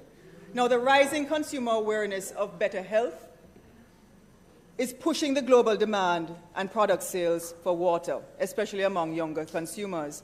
And if we're following the trends, most restaurants abroad have mineral water, sparkling water, still water, all kind of different water, and there's so many companies that are advanced.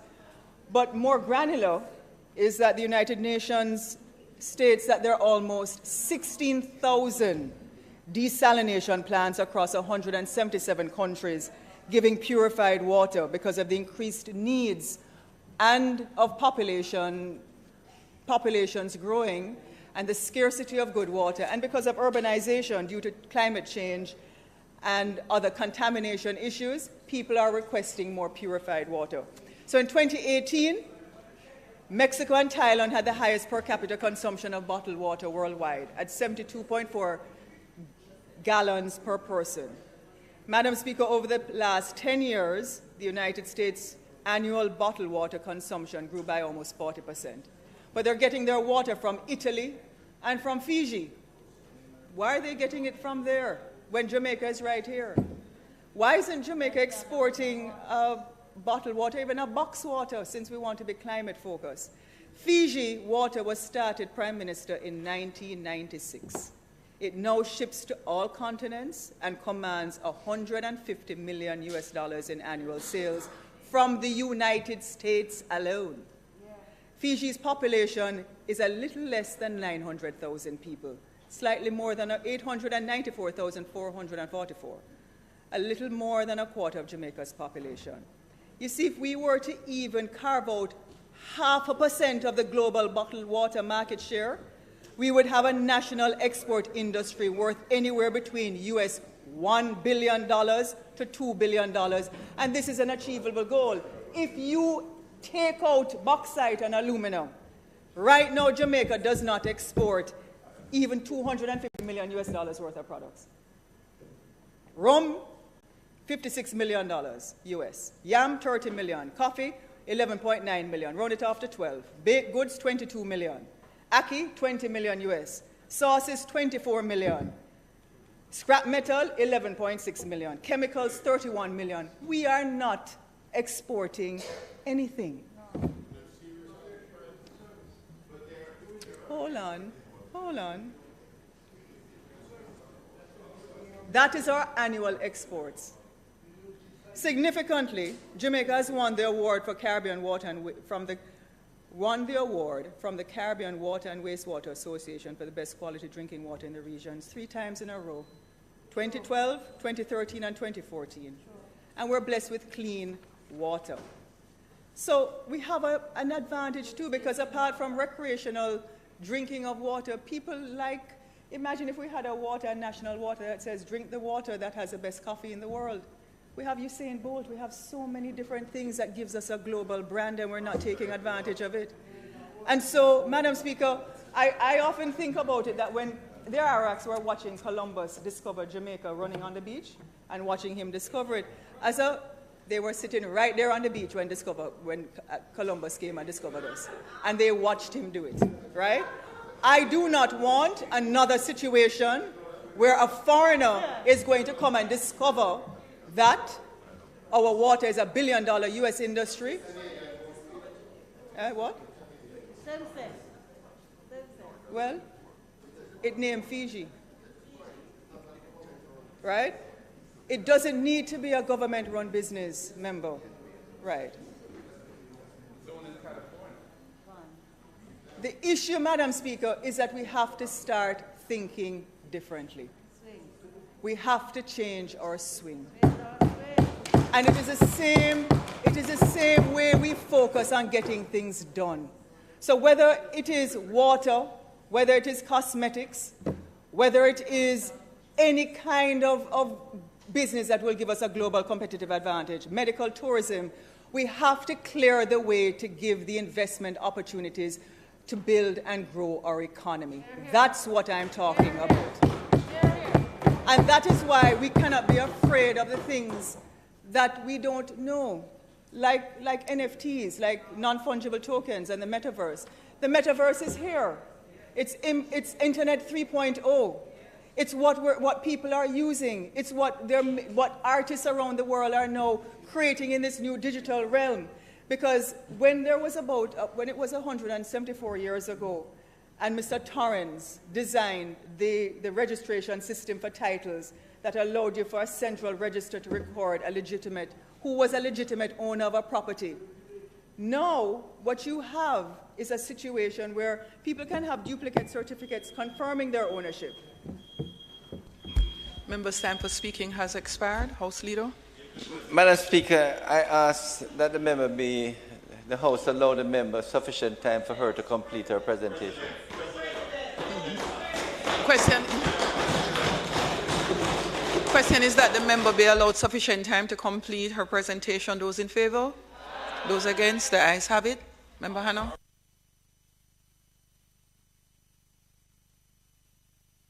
My president is sitting over there. Our president.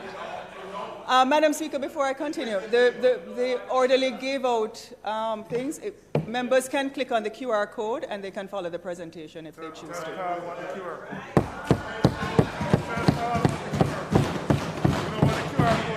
Karl, if you open your camera, this is a QR code. Just open your smartphone. Okay. All right.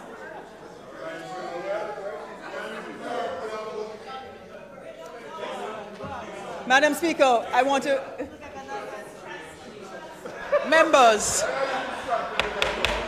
Thank you. Enough. Madam Speaker. Member Hannah, please complete your presentation. Thank you, Madam Speaker. I don't have much longer to go.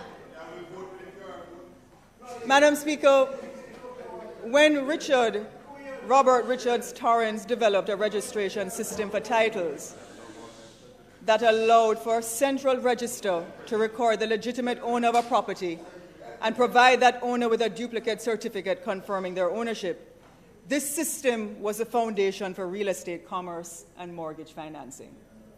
Fast forward to the 1990s when the internet revolutionized the world.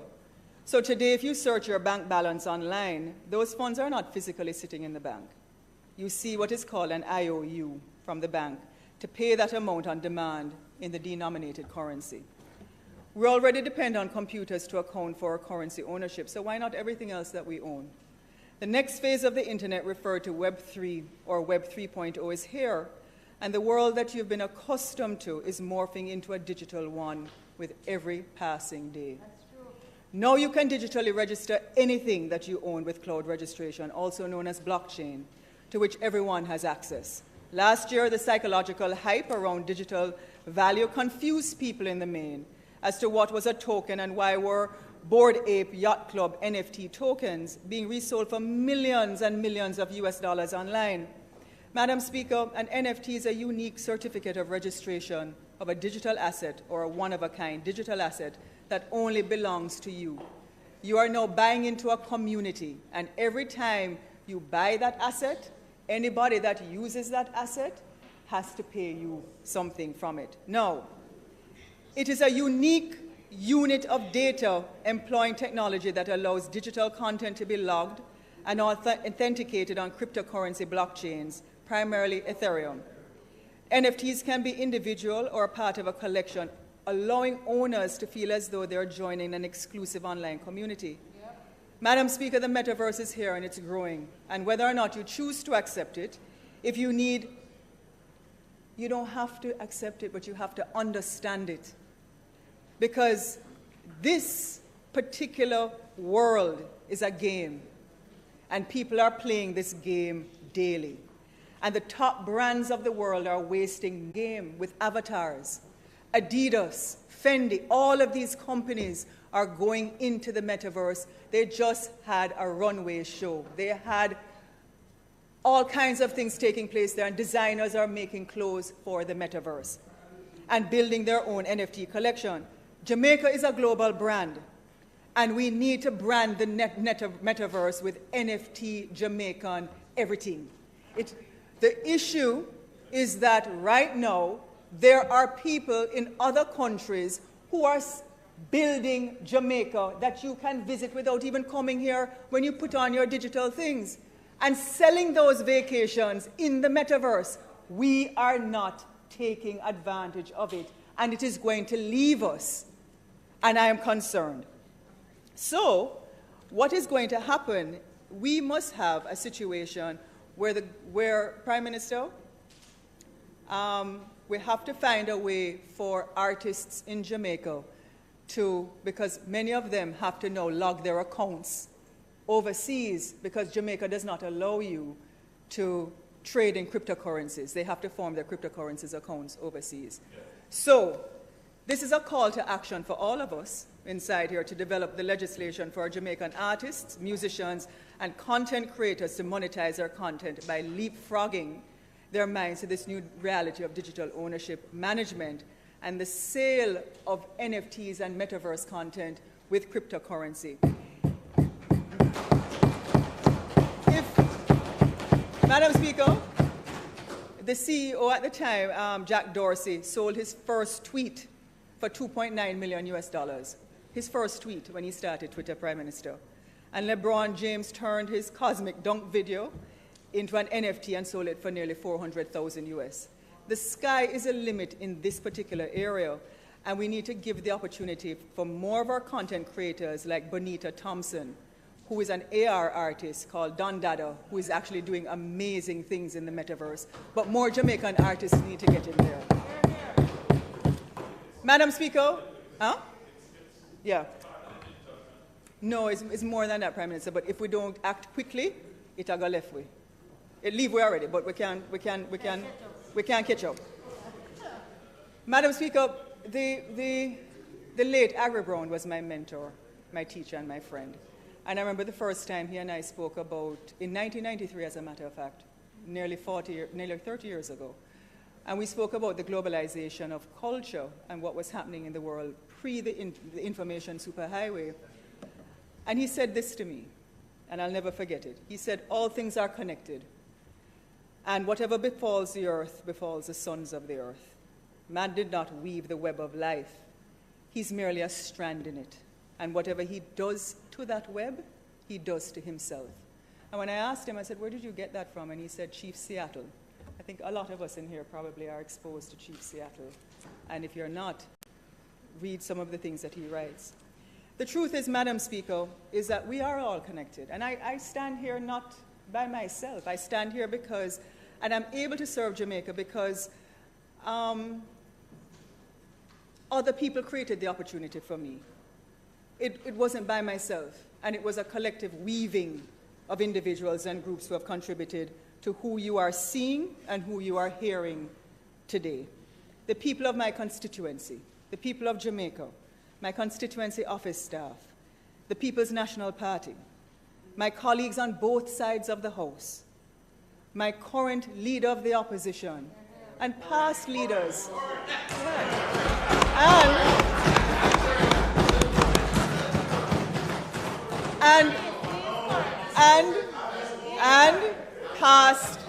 and past leaders of the opposition, and the current Prime Minister and past Prime Ministers.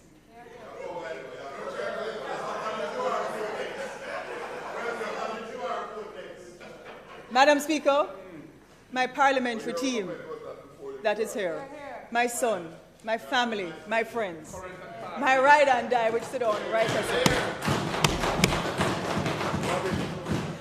And as a result of that connectedness and that ability for everybody in that web to create an opportunity that it gives me an appreciation to serve my country that allows me to stand here. I know I have a responsibility. I know I have a responsibility and a duty. Because anything that I do, any decision that I take, has repercussions for the people who are here now and the people who are coming behind me. And I don't take that responsibility lightly, because I know all of us, whatever we do, the member from St. Mary, Western, not Central.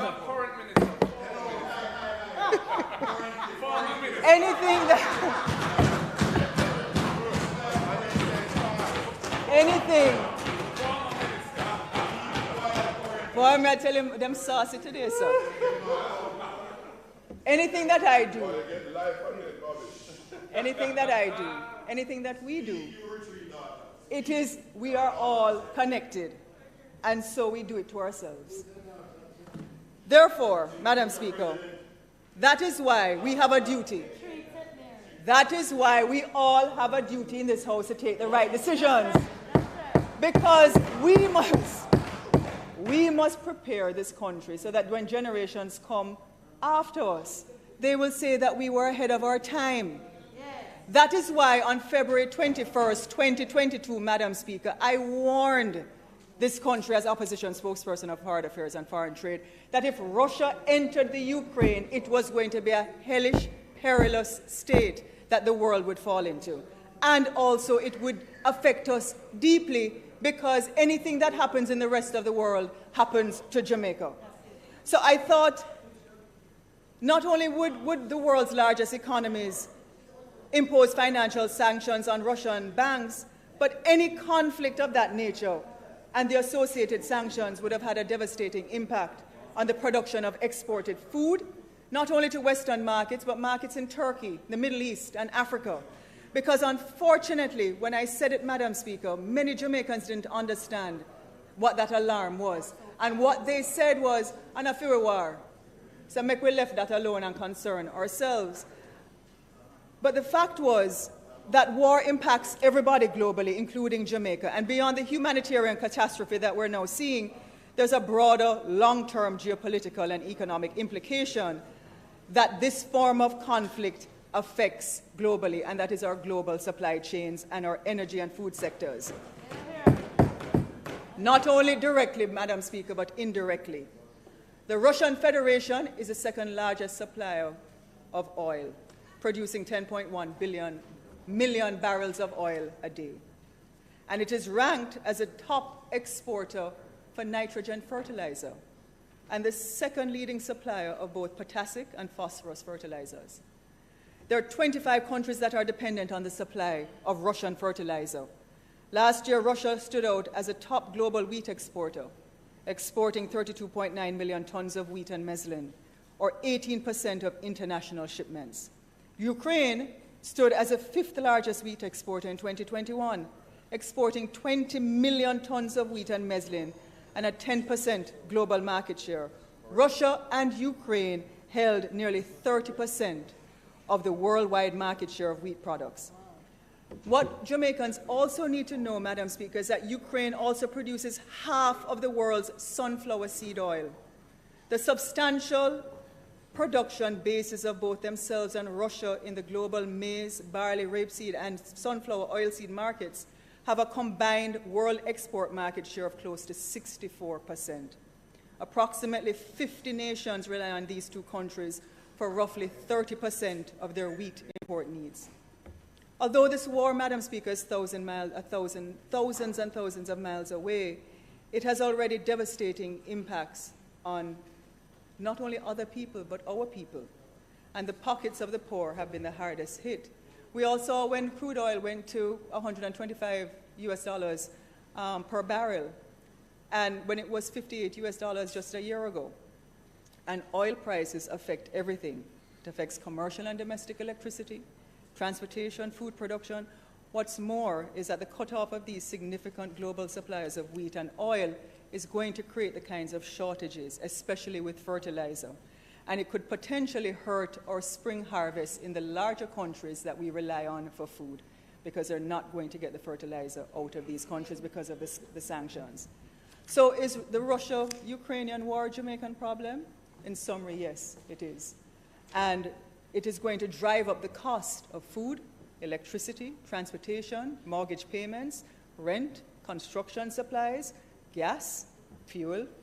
All of these have increased because of the pandemic, but it's going to get even worse. It is going to even affect the higher purchase rates of people and the cost of borrowing money for employers to create jobs in this country and making more investments more expensive. Madam Speaker, over the past 8 months, the Bank of Jamaica has moved its benchmark interest rate from 0.5% to 4.5%. While this may take some time to impact the personal interest rates of people, it is going to be debilitating on people, especially their disposable incomes, when it does. Of the 146 countries worldwide, Jamaica is at 142 in terms of the highest electricity bills. There are only 4 countries in the world that pay more in electricity prices than Jamaica. Now, if you're going to add what is happening in terms of the increases in electricity already, you can probably put another 30% on people's electricity bills. And this is going to make life very difficult. In some cases, food, because of the shortages with no oil and cooking oil. We saw increases last year that the opposition spokesperson on finance pointed out. In some cases, oil went up by 50% for cooking last year, expected to go up. So, Prime Minister, I've always stated that Jamaica will never really have true prosperity if we focus on only creating and selling products to 3 million people. Our import substitution policy needs to be replaced by an urgent value-added export agenda. We need to create the opportunity to sell outside of ourselves to try and make the kind of foreign exchange, and not only internally. Furthermore, Prime Minister, we need to immediately, and I said this in February, we need to urgently establish a food and energy crisis task force to forecast the other fallouts that are going to take place and prepare for them. This is not going to get any better. It is actually going to get worse. And our dependence on international trade for raw materials, food production, oil, and fertilizer dictates that we cannot adopt a wait-and-see attitude. Instead, we must be proactive and strategic now to ensure that Jamaica globally repositions ourselves and look at the opportunities that we have in terms of competition globally. Madam Speaker, in closing, I want to say that we have the natural beauty in this country. We have creative people. We have the best soil that gives our food the best taste. We have the proximity to the largest consumer market in the world, North America, and the geographical positioning to take advantage of Europe, South America, and Asian trade routes. Short-term band-aids, though, cannot remain our go-to response to building our country and our people. As a country, we seem to be walking backward into the future with our eyes wide shut, and so many Jamaicans fret daily and remain invisible. This strategy over decades has gotten us nowhere globally or even regionally. The many travels to and from seem almost like tokenism now with all of the photo opportunities. And foreign direct investments continue to evade us like how when Tom chased Jerry in the cartoon. So, Madam Speaker, I am concerned because we're looking at a war in Russia-Ukraine, but right here in Jamaica, if we use the international benchmark of what a civil war is the murder of 46.2 murders per 100,000. 30 murders per 100,000. Jamaica is at 46.2 per 100,000. And we are ranked as the second in the world for murder and the second for killing women. And Madam Speaker, just today, the news, Prime Minister, just today, the news reported in Montego Bay that thugs went into one of our hospitals and demanded with guns that they release a patient. This is where we are. Mr. Speaker, on a point of correction, if I Sure. may, because I think I said the news reported. I know, but I think it's important, if I'm allowed, Madam Speaker, just to clarify, because it's a national issue, it's been discussed widely on the media, and I don't want the member to be misinformed. I'm Yeah. not saying she's doing anything deliberate. It's an information issue. Yes, Minister Tufton. The Minister correction- Tufton, it would appear Member Hannah has yielded. Quickly, Madam Speaker. Quickly. Member. Madam Speaker. Go ahead. It's a point of clarification. Go ahead, Minister Tufton. Go ahead, Minister Tufton. There's no point of order now. Madam Speaker, just to say, The member yielded. Minister Tufton, go ahead. Quiet in the House, please. There was an incident at Cornwall Regional. It involved no guns. It involved a group of family members, friends who wanted a patient discharged, and they were boisterous, they were loud, but there was no guns drawn or threats of gunfire exchange, as is being reported in sections of the media. I think that's important. Thank you very much. Thank you, Madam Speaker. Go ahead, Member Hannah. Thank you for the clarification. I think that is an important clarification. But it does not take away the larger point, Madam Speaker, because since 1962, murders in this country has increased by over 2,040%. Madam Speaker, in this country, if we continue at that rate in another 60 years, if we continue with this momentum, in another 60 years, you will see in any 1 year over 26,000 Jamaicans being murdered in 1 year.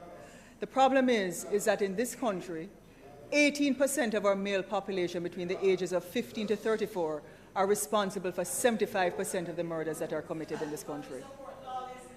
And, Madam Speaker, I am concerned because as we look at a war in another country, we're experiencing an unrecognizable war in this country, whether we want to recognize it or not. And so, Madam Speaker, in this era, we must do what we must so that we can eventually do what we want. And though some of the policies that we may need to put in place might not be politically expedient for the JLP or the PMP to win an election, we have to develop the courage to get it done and get it done with urgency.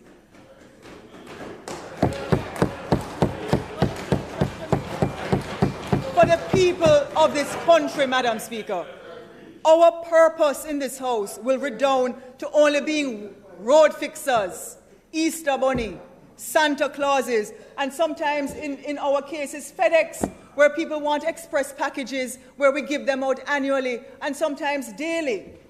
That is what our role will be if we don't take serious and change our swing. Madam Speaker, there is a fierce urgency now calling on us to change our old habits, meaningfully engage in working cooperatively across the aisle, and look towards sustainability so we can give our people a lifestyle to afford good protein and nutritious food daily, to feed themselves and their families, to keep them safe in their violent-free communities, and to educate them to compete with the best in the world. Madam Speaker, it is time, colleagues, it is time that we change our swing. Thank you, Madam Speaker.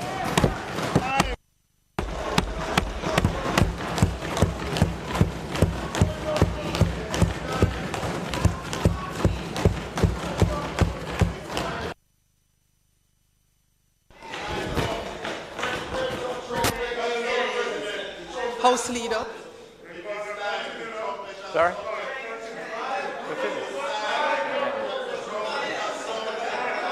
No recommittal. Tomorrow.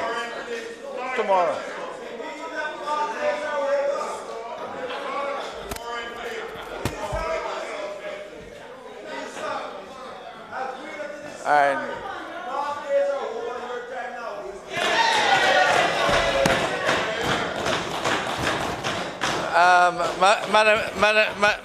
Madam Speaker, I would like to thank the member from South East St. Anne for her very enlightening.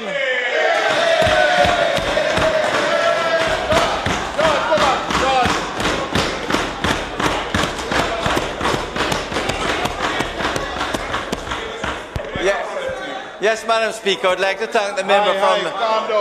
I would like to thank the member from South East St. Anne for a very enlightening and engaging presentation. Thank you, member.